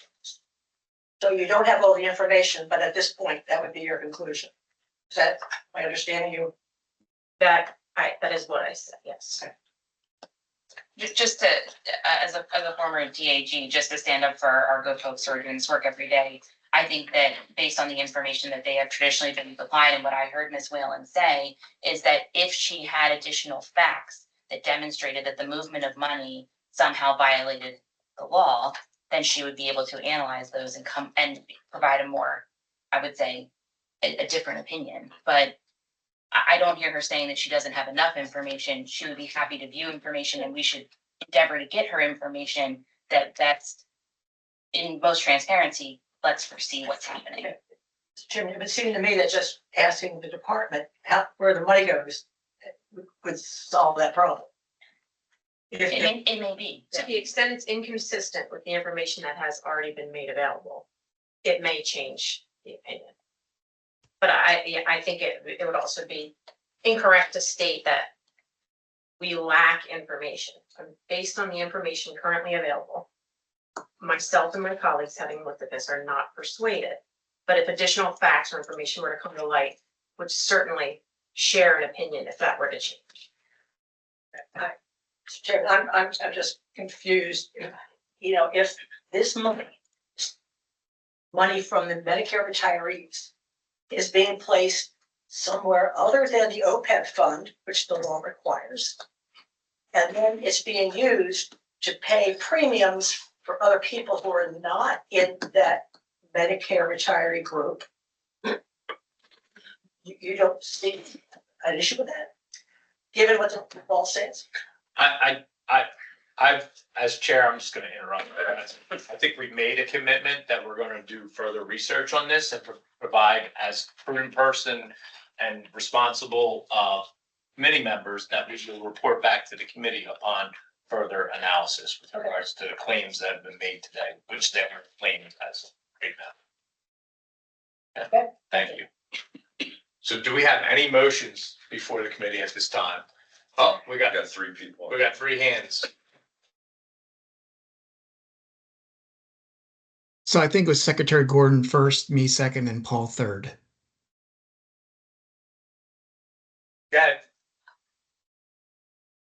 I was Commissioner? gonna make a motion, but if the other two aren't making a motion, then they need to speak. So I'm not. Yes, ma'am. I'd like to make a motion. Okay. First of all, yeah, no one wants to pay more, especially I don't think the retirees should have to pay more. But at this point, where we stand today, I think the prudent thing to do is to vote for a 1-year 5.2 and then revisit in the future years. And I want to preface by saying, or continue by saying, that the projections over the years have been historically short, i.e. the GLP-1 projections. So if we don't take effort now to address this, I'm not suggesting 4 years at 5.2. I'm suggesting 1 year at 5.2. That gives us a year to figure out the legal ramifications. And then if we still need to do 5.2 in the future 3 years, we can still do that. So the motion is 1 year 5.2. We have a motion before us. Is there a second? I do not see a second on the motion. It's failed to get a Second. second. Second. Could we be a little bit quicker? Thank I you. was trying to find the unmute button. All right, so we have a motion before us and a second. Any comments on this motion? Didn't we just All right. reject that? This is Yvonne Gordon. Didn't we just reject 5.2? No, we didn't. Not a single year. So point of clarification, the Oh. motion is a single year at 5.2% across all groups. Okay. Okay, 1 year, no smoothing, 1 year. That's the motion. Anybody have any further discussion on the motion? No further discussion. I ask for a roll call on the motion of a 5.2% increase for fiscal year 26 only. Brian Stitzel, can you please put those rates for the 5.2% increase on the screen? Sure. Thank you. Director Maxwell, No. Secretary Gordon, No. Lieutenant Governor Gay, No. Deputy State Treasurer Brendan Fountain, No. Commissioner Navarro, Yes. Director Stephen Costantino, No. Deputy State Court Administrator Evelyn Nestelrode on behalf of the Chief Justice, No. Jeff Tashner, No. Paul Bombach, Yes. Karen Peterson, No. Bill Overly. No. Have a roll call on the total roll call on that? Yes, the vote is 9 noes and 2 yeses. Having Motion not carries. reached a sufficient number of votes, the motion has been defeated. We want to go for another motion. Paul Bombach, Yes, I move that the SCBC set the rates at a 4.2% increase as presented on slide 7 for all groups. we have a motion. Do we have a second? Question. Question on the motion. Is it just for 1 year or 3 years?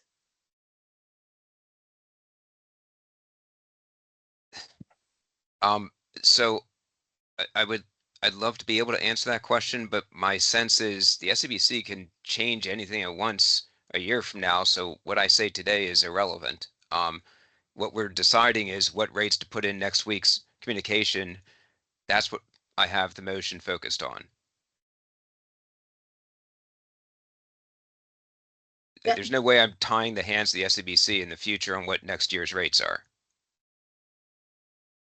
So that translates to 1 year? This has to do with the fiscal 26 increase, yes. Thank you. Steve, you have a question on the motion? No, my Discussion? question was answered. Mr. Chairman, was that a zero for Medicare retirees? No, No. Or is this a 4.2? 4.2 for all groups.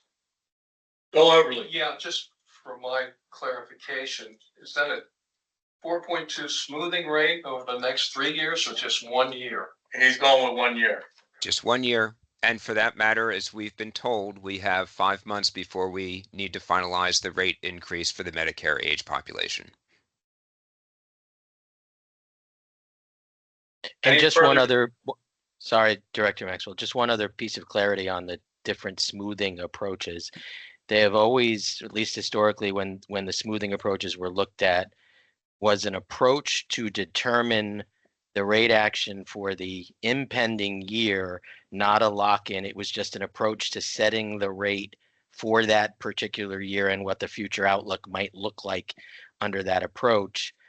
And generally, each year, you could re-smooth, re-not smooth, et cetera, et cetera. It's just a method for determining a single year rate action. It's been that way historically. Thank you for that, Brian. Well, I'll add additional comment. My goal was to implement a smoothing mechanism. I understand we haven't had a lot of time to look at it, but I did talk about guardrails, whether if we were, our claims were tracking higher, we would have to take action, but putting some parameters around the smoothing. But if everything with the projections was working, I would not intervene, but as far as chair, but I don't think we've had time to develop that, and I would love that to be part of the work plan, so I'll just add that to the committee to consider that we would add, fine tuning a smoothing mechanism for future years. But the motion before us is a 1 year rate increase for fiscal year 26, 4.2%. And we have a motion and a second. Any further discussion on the motion? Oops, we did I not thought do that. I thought somebody did, nobody second? No, No second? no second. Do we have I'll a second? second. Yes, we have a second. Schwartz, Commissioner, Trinidad. second the motion. Any further discussion? All right, I'm gonna call roll call on the motion before us. Director Maxwell, Yes. Secretary Gordon, Yes, Lieutenant Governor Gay. Deputy State Treasurer Brennan Fountain, Yes. Commissioner Navarro, Yes. Director Stephen Costantino, Yes. Deputy State Court Administrator Evelyn Nestelrode on behalf of the Chief Justice, Yes. Jeff Tashner, No. Paul Bombach, Yes. Karen Peterson, No. Bill Overly. No. The results are 3 noes and 8 yeses. Having received a sufficient amount of votes, the motion has passed. So can we move on to the IMED Vision Plan Enhancements? Leanne Hinkle, please. So good afternoon. My name is Leanne Hinkle. I'm the Deputy Director of the Statewide Benefits Office. Today's discussion will focus on recapping the 2 proposed plan changes for your consideration and vote, and the follow-up question from the March 7th meeting. Next slide. The first change is for the state's vision plans through IMED. IMED's proposed plan changes are illustrated on this slide in red, which we reviewed last meeting. As a recap, and under the low plan in place today, the member in-network out-of-pocket costs for coverage for progressive lenses for premium tier 4 is $85 copay plus 80% of the charge of the lens, less a $120 allowance. The proposed change would result in a member cost of $235. Similarly, under the low plan in place today, the member in-network out-of-pocket cost for coverage for anti-reflective coating is 80% of the charge. The proposed change would result in a member cost of $100. And then under the high plan in place today, the member in-network out-of-pocket costs for coverage for progressive lenses for premium tier 4 is a $75 copay plus 80% of the charge of the lens, less a $120 allowance. The proposed change would result in a member cost share of $225. Similarly, under the high plan in place today, the member and network out-of-pocket cost for coverage for anti-reflective coating is 80% of the charge. The proposed change would result in a member cost of $100. Next slide. When we review the impact of these two plan changes for members enrolled in the high and low vision plans who utilize either of these two benefits in fiscal year 2024 at the last meeting, a question was asked for the dollar amount the members paid who would not benefit from this proposed plan change. Next slide, please. So for members who had a claim for Tier 3 anti-reflective coating, members paid between $4 and $40 more than the proposed change. And for members who had a claim for premium Tier 4 progressive lenses, members paid between $1 and $70 more than the proposed change. So the next slide is our recommendation, which is to change the coverage for the progressive lenses and anti-reflective coating as noted on slide 2 for both the IMED high and low plan options effective July 1, 2020. Are there any questions from the committee before we take a vote? Excuse me, Leon. Fair. Yeah, Bill Overly, I'm sorry. I had one question as I went through this. Do we know how many in-network providers there are in the state? I do not have that information available. There are many in-network providers, but I'm not sure that I have that available. Director Renz, we have to take that as a follow-up. Yeah, there were considerable price disparities between in-network and out-of-network. And I was just curious whether we had sufficient in-network providers to cover the insured. Yes, I believe around 90% of our members utilize in-network providers. So I do not believe that there is any concerns with availability of in-network providers. And this is Director Renz, I would just add to that, I'm not aware that we've had member complaints or concerns about access in network. Questions? Any of them, actually, I know they're still together. All right, so the next slide then, please. So the second proposed change is for accident and critical illness insurance plans through Securian. Accident and critical illness insurance provides lump sum cash payments for covered members who suffer an injury from an accident or are diagnosed with a condition under the policy. The health and wellness benefit in place today consists of a $50 claims payment for an employee, spouse, and one dependent as applicable based on enrollment in the plan per plan year for various screenings, including physical exams, mammographies, colonoscopies, etc. The full list of roughly 28 screenings is available on the Securian website for members. The proposed enhancement effective July 1, 2025 would be for the employee, the spouse, and each covered dependent child under the accident and critical illness coverages. So on the next slide is our recommendation to change the coverage for the health and wellness benefit for the accident and critical illness insurance plans effective July 1, 2025 for each dependent child covered under the accident and critical illness coverages to be eligible for a $50 claims payment. Are there any questions? Yes. Bill Overly. Yeah, I sat on the PRC for this, and my recollection was there would be no increase in The premiums, correct. It's an enhanced. For all 5 years of the new contract. Anything? Good? I'm done. Okay. So I'd like to take a vote on those two enhancements that Leanne just described. Can I get a motion to approve?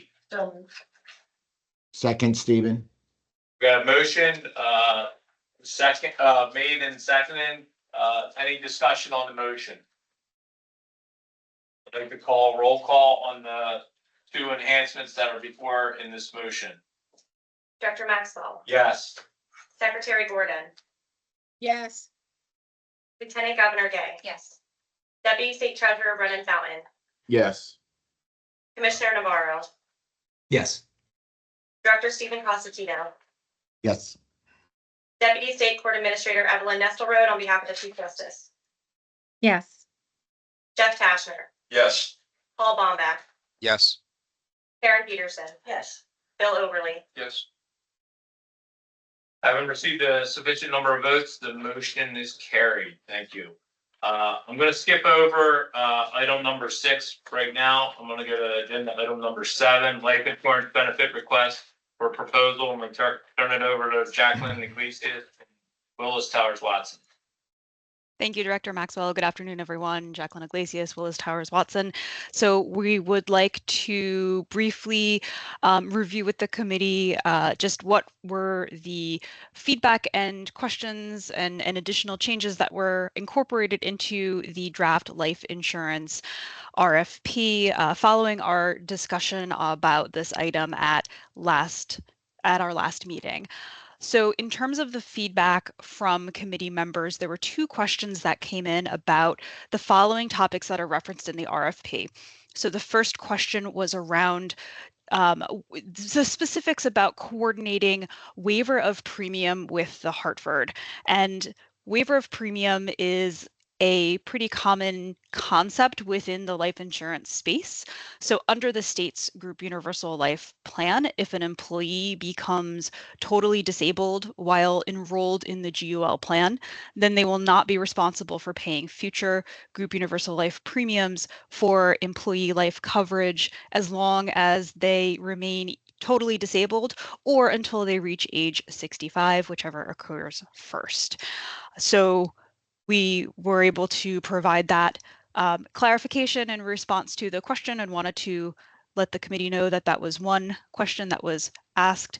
And then secondly, there was a clarifying question about a statement that was in the draft RFP regarding the comment that converted rates under the group universal life plan, if someone chooses to convert their coverage to an individual policy, then those converted rates are higher than ported rates. And similarly, that premiums based on the pooled rates, Securion's pooled rates, that is, will be higher than those paid by active employees. And these comments were actually taken directly from the plan documentation for the current group universal life policy that is posted and publicly available on the Statewide Benefits Office website and came from Securian. And then there were 2 updates that were made to the draft RFP based on additional committee member feedback. One addition to the draft RFP was around clarifying the expectation that any actions around porting life coverage or converting life coverage to an individual policy in a future point in which a plan participant separates from the group plan, either through termination of employment or retirement, then that converted or ported life coverage would include the plan enhancements that were referenced in the background and overview section of the RFP that included 2 of the plan options that had some modest improvements to the coverage offered. So that clarifying text was included on page 7 of the latest version of that RFP draft that committee members received ahead of this meeting. And then finally, the other clarification that was included was related to the description of the proposal review committee, that specifically it may include designees of SEBC members who themselves may be designees of the offices or organizations that are included in that same section of the RFP. So unless there are any questions or need for additional discussion from among committee members, as a next step, the intention is to consider taking a vote today on approval of the final life RFP document. And as Director Rentz mentioned in her director's report earlier in today's meeting, the SBO has launched a life insurance survey among employees, and those responses will be available to review by the proposal review committee, at which point when the PRC is reviewing RFP responses from vendors responding to this request. Bill Oberly, just a quick question. When I was going through the documents, I noted that among the current enrollees, those hired before January 1st, 2015 can only report 50%, whereas post 2015 can report 100%. Is that due to an age factor? Would someone from, so understanding your question, Mr. Oberly, could I ask someone from the SBO to please weigh in on that comment, as that predates our involvement with that plan? Director Rents. That was the result of a decision made by the SEDC to further minimize the less than ideal risk experience that we were seeing in the ported population. There's been a number of changes made in the past years to try to, like I said, minimize that risk across that group. Really wasn't age based. I mean, I guess you could say it was age based. Yeah. Right, thanks. Okay, thank you. Sure. Any other questions? So we do have to take a vote on this particular agenda item, so I'm gonna look for a motion to approve the life insurance benefit request for proposal that's been discussed today. Do I have a motion? So moves. Got a motion, second? Second. Second. Motion has been presented and seconded. We'll take a roll call if there's no further discussion. Any further discussion? All right, I ask for a roll call on the motion. Director Maxwell, Yes. Secretary Gordon, Yes. Lieutenant Governor Gay, Yes. Deputy State Treasurer Brennan Fountain, Yes. Commissioner Navarro, Yes. Director Stephen Costantino, Yes. Deputy State Court Administrator Evelyn Nesselrode on behalf of the Chief Justice, Yes. Jeff Tashner, Yes. Paul Bombach, Yes. Karen Peterson, Yes. Bill Oberly. Yes. Have a roll call. Yes, that is 11 yeses, 0 noes. All right, having received a sufficient number of votes, motion passes. Thank you. So I would like to go to agenda item number 9 now, SCBC planning, future agenda items. I would just like to ask the committee members if they have any, I'm just going back to our planning, our document that was the previous meetings that kind of mapped out what we would be discussing during the different months. And I know we have some stuff regarding item number 6, which in the interest of time, I think I will ask that move to the next agenda, just because it's 4:04 right now. We haven't taken any public comment unless someone else would get it, Bill. Just a quick question. I'm not clear on the time frame for the RFP for the PBM. I mean, do we have the latitude to defer? Director Rents. There is some concern about our timeline. We are currently scheduled to release that request for proposal in June. The committee, I would ask, consider making this a top priority, and perhaps we can dedicate most of the April discussion to the PBM and the life insurance. I'm sorry, the vision RFPs. If I might. Yeah, Bill. If in fact we defer this discussion to next month, I've made it pretty clear, and I think there's others around this table that have keen interest in pursuing, or the potential for pursuing, reverse auction for a PBM. And that may require enabling legislation. And concurrence, obviously, among the General Assembly to put that in place, if that's becomes a possibility. But I mentioned that in the context of trying to reduce our costs moving forward, and everything I've seen when reverse auctions have taken place in other parts of the country, there have been significant savings on the pharmaceutical side. So I would ask that at least if we defer to next month, that be part of the discussion in terms of a reverse auction and what we need to do to see if that can be legislatively approved or enabled as a alternative to the current way we do business. Does anybody have any follow-up to Bill's comments? Steve, I see you have your hand up. Yeah, not to that. Let's just stick to this comment and then I'll Yep, get back to you in a second. that's why I didn't want to say it. Yeah.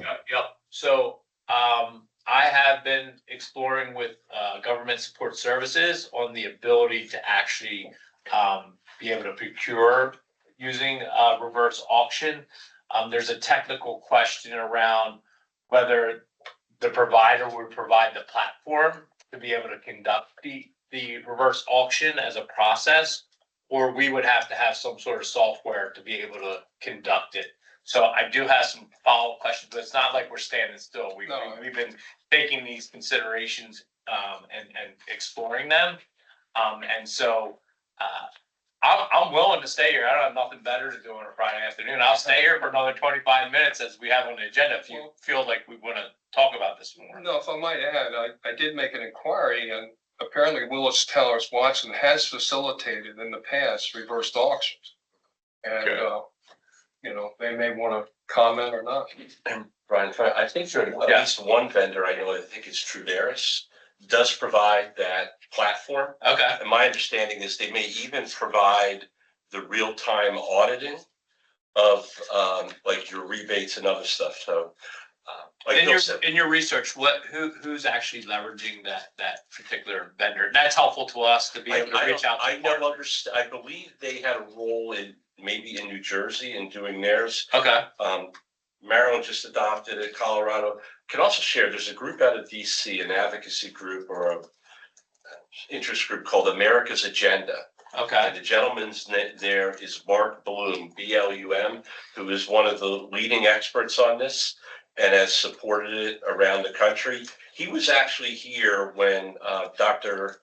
Kara Odom Walker did a series of public workshops and presented on it during one of those. So there are people out there, and I know our counterpart, NJEA, excuse me, was heavily involved in working on it and was so unique in New Jersey.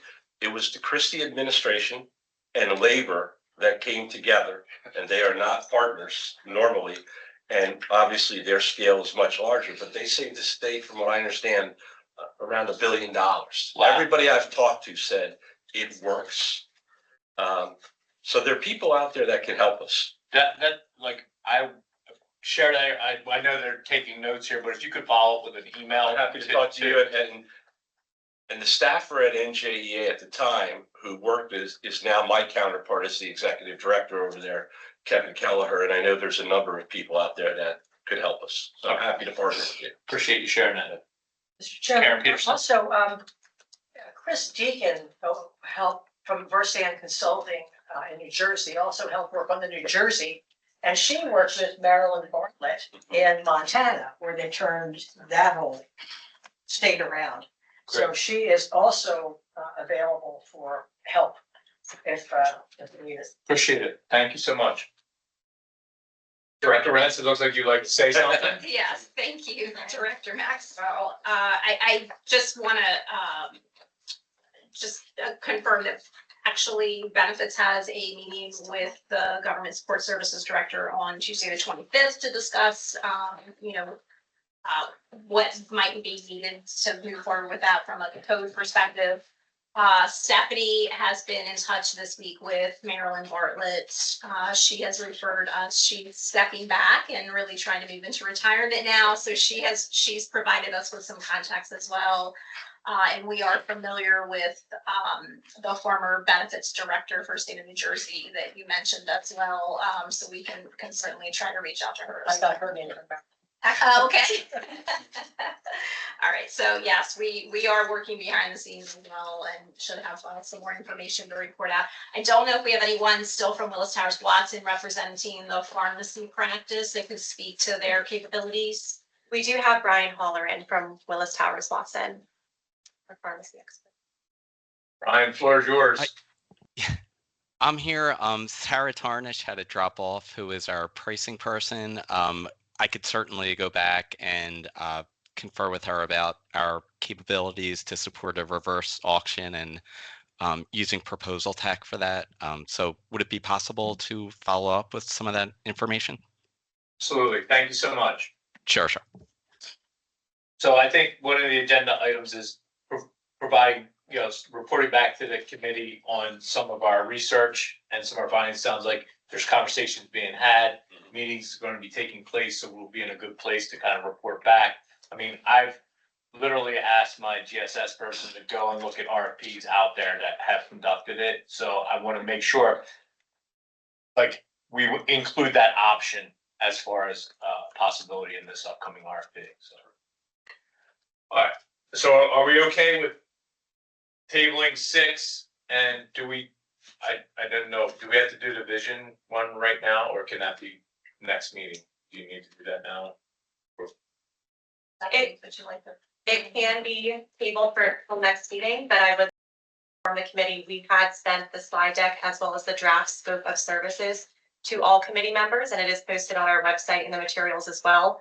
We would encourage that you please review that prior to the April meeting and provide any questions or comments ahead of time, so we can be prepared to address those and move through that agenda item a little more efficiently at the April meeting.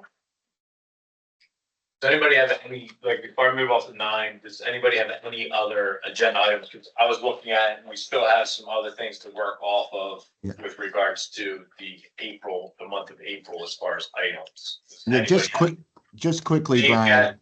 Yes. Very quickly, is there any way, and you might have already done this, Faith, that we could look at the dental benefit and whether we could have a plus and a regular dental benefit as well, like we do at Vision? I'm just wondering if that's something we could look to. Obviously, employees pay for that directly, but that option would be nice in dental as well. Constantino's Director Renz. Yeah, so we'd be happy to follow up on that. We are doing some preliminary work as we negotiate the amendments with Delta and Dominion for the FY26 plan year. And we're starting to think ahead for that request for a proposal, which we'll release in 2026. So we can certainly note that as a follow-up. Okay, thank you. Sure.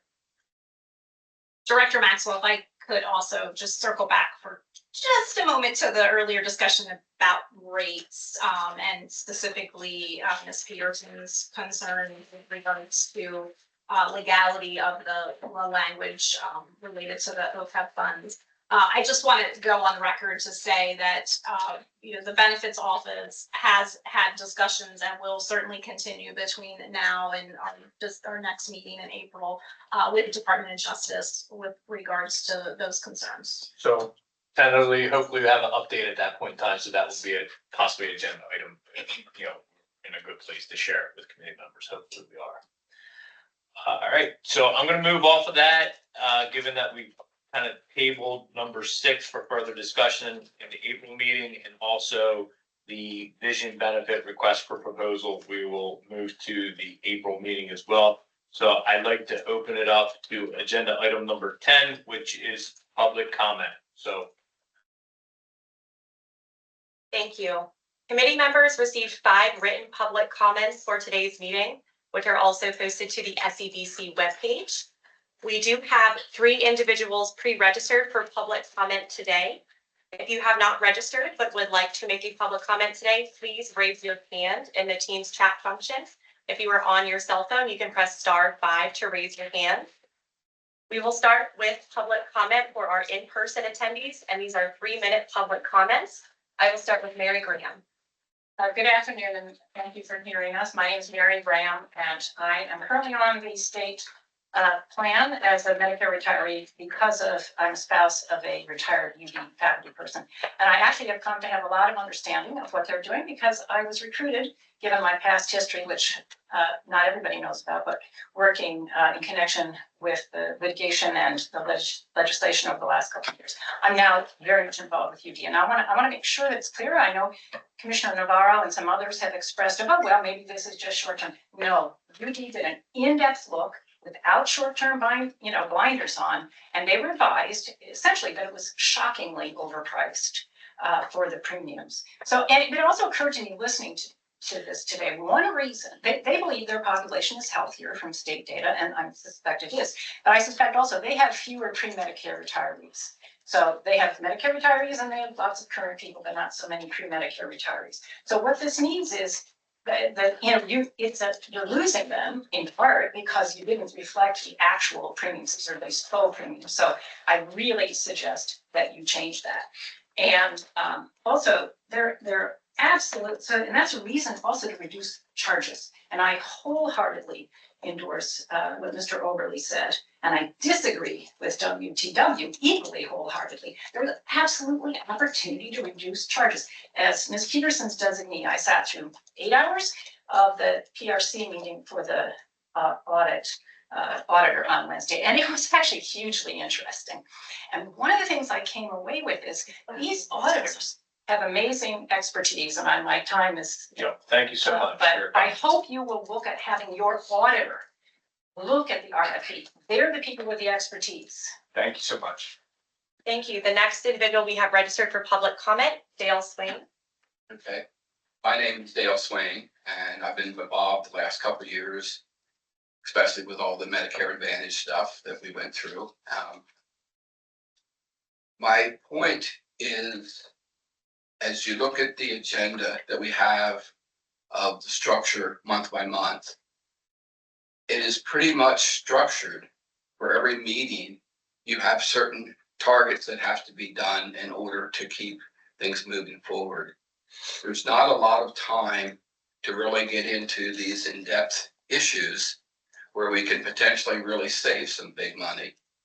And I know some of the work is being done outside of this committee, but the subcommittee that we had with Medicare Advantage that your predecessor chaired, and Paul Bombach, they did some amazing work where they had a lot of enthusiastic volunteers that had no motivation other than to find some answers. And they succeeded very well.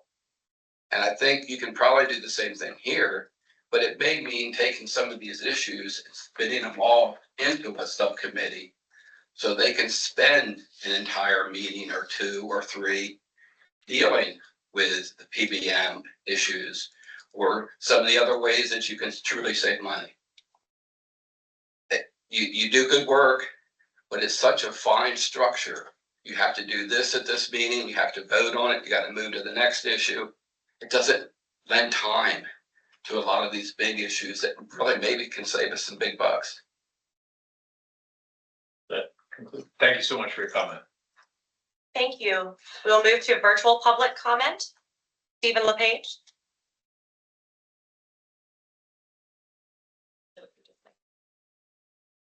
Mr. LePage, you should be able to unmute your microphone.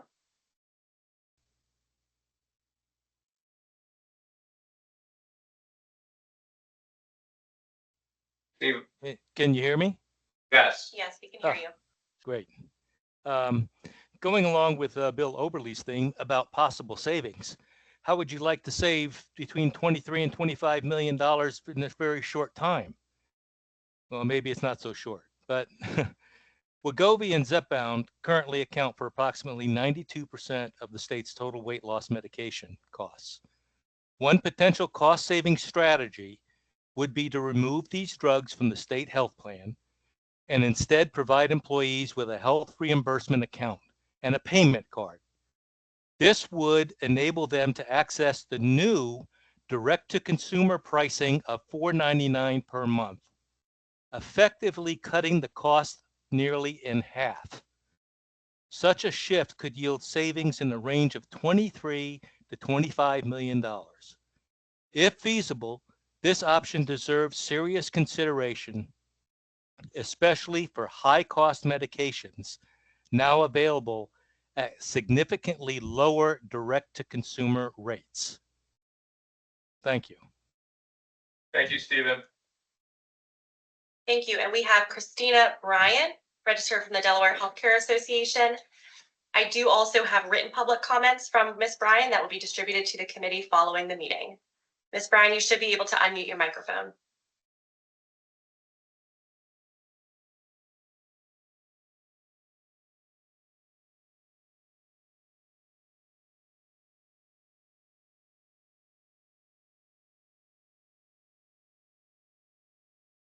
Christina Bryan, are you able to unmute your microphone to make the public comment?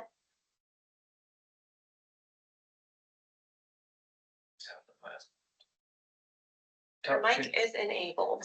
Just tell her she can't hear her and she can submit her comments. Ms. Bryan, if you're unable to unmute your microphone, I do have a copy of your written public comments that I will distribute to committee members and post to our webpage.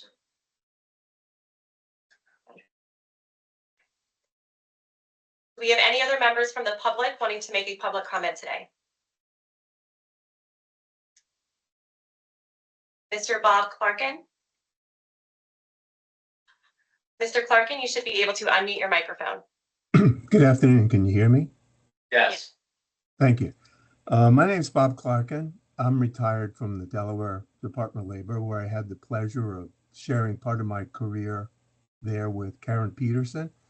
And I'd like to commend her for raising the issues that she raised this afternoon. At the Department of Labor, I was a manager, I was administrator, and I was deputy director, and I was acting director for a temporary period of time. I have over 36 years experience dealing with complicated federal funding, where you're not allowed to commingle any of the dollars with state money or with other federal grants. And we had over 13 federal grants. For the last 2.5 years, ever since the states attempted move to Medicare Advantage, I've been studying all the fiscal information that we can see from the outside, from the public. I submitted a 14-page document called One-Time Unintended Opportunity. I submitted it to the 1028 SEBC meeting. I submitted it, the same document, to the 1118 RHBAS meeting, and I submitted it to the February 15th SEBC meeting. I didn't submit it to the last two meetings.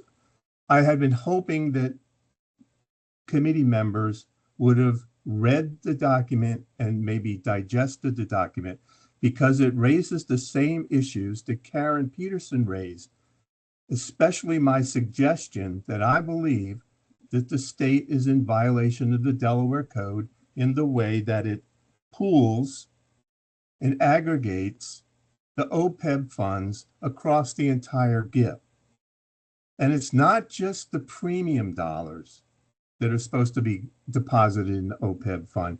It's also all the rebates and the reinsurance and all the other funds that accrue through the EGWIP process. So it's a very complicated system to look at. You can't explain it in 15 minutes. It took me 14 pages in my written comments, and I could have gone on for another 50 payments, and I could go on for another hour here trying to explain it.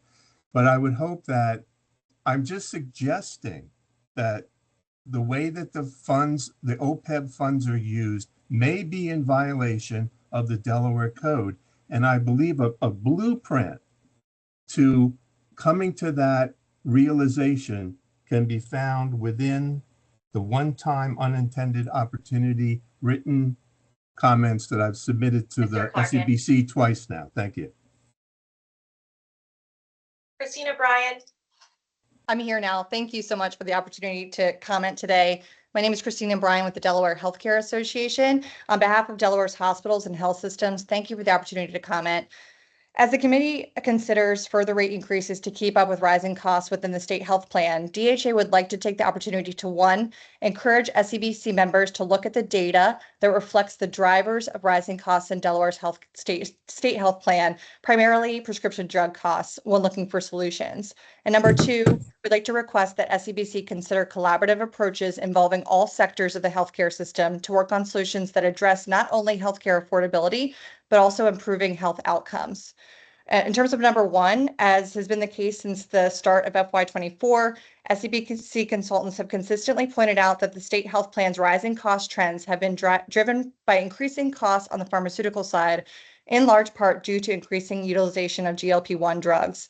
The SCBC's most recent key trends report from November 24 states that the plan's year-over-year allowed amount increase of 11.3% was, in quote, driven by a 21.2% increase in allowed amount for prescription drugs. At the same time, inpatient hospital costs increased only 2.1%. And number two, we also want to emphasize that healthcare costs are rising and hospitals are working hard to address affordability in a way that does not harm healthcare quality or access, something very important to us since we are currently ranked number 2 best in the nation for hospital quality. For example, our hospitals are investing significantly in primary care and behavioral health. In fact, we're losing more than $70 million annually as these are non-profitable service lines due to inadequate insurance reimbursement. And this helps keep people healthier and prevents costly hospital visits. Our hospital members are also participating in value-based care arrangements that focus on improving health outcomes. Most recently, it was announced that Christiana Care's Delaware Medicaid Partners, ACO, has reduced healthcare spending by $6.2 million in 2023 while improving care for nearly 30,000 Medicaid beneficiaries in Delaware. Additionally, Nemours Children's Health and the state of Delaware recently announced the first ever pediatric global revenue budget model that aligns the financial incentives that pay for healthcare with Nemours' aim to keep children healthy. We're committed to doing our part, but we can't do it alone. We encourage the SCBC and state partners to work with stakeholders from all sectors of the healthcare system on collaborative approaches that would address healthcare affordability and improve health outcomes. Hospitals don't currently have a seat at the SCBC, so we felt it was important to share this perspective with you, and I have submitted written comments. Thank you. Thank you so much. Would anyone else like to make a public comment? Seeing no other hands, Director Maxwell. All right, I'll entertain a motion to adjourn. So moved. Sounds like we got a motion to adjourn and it's been second. Everybody have a very nice weekend. Thank you. No second? All right, who wants a second? We don't actually need one, but I'll do it. You don't actually. You're need one. right. I do it as fun.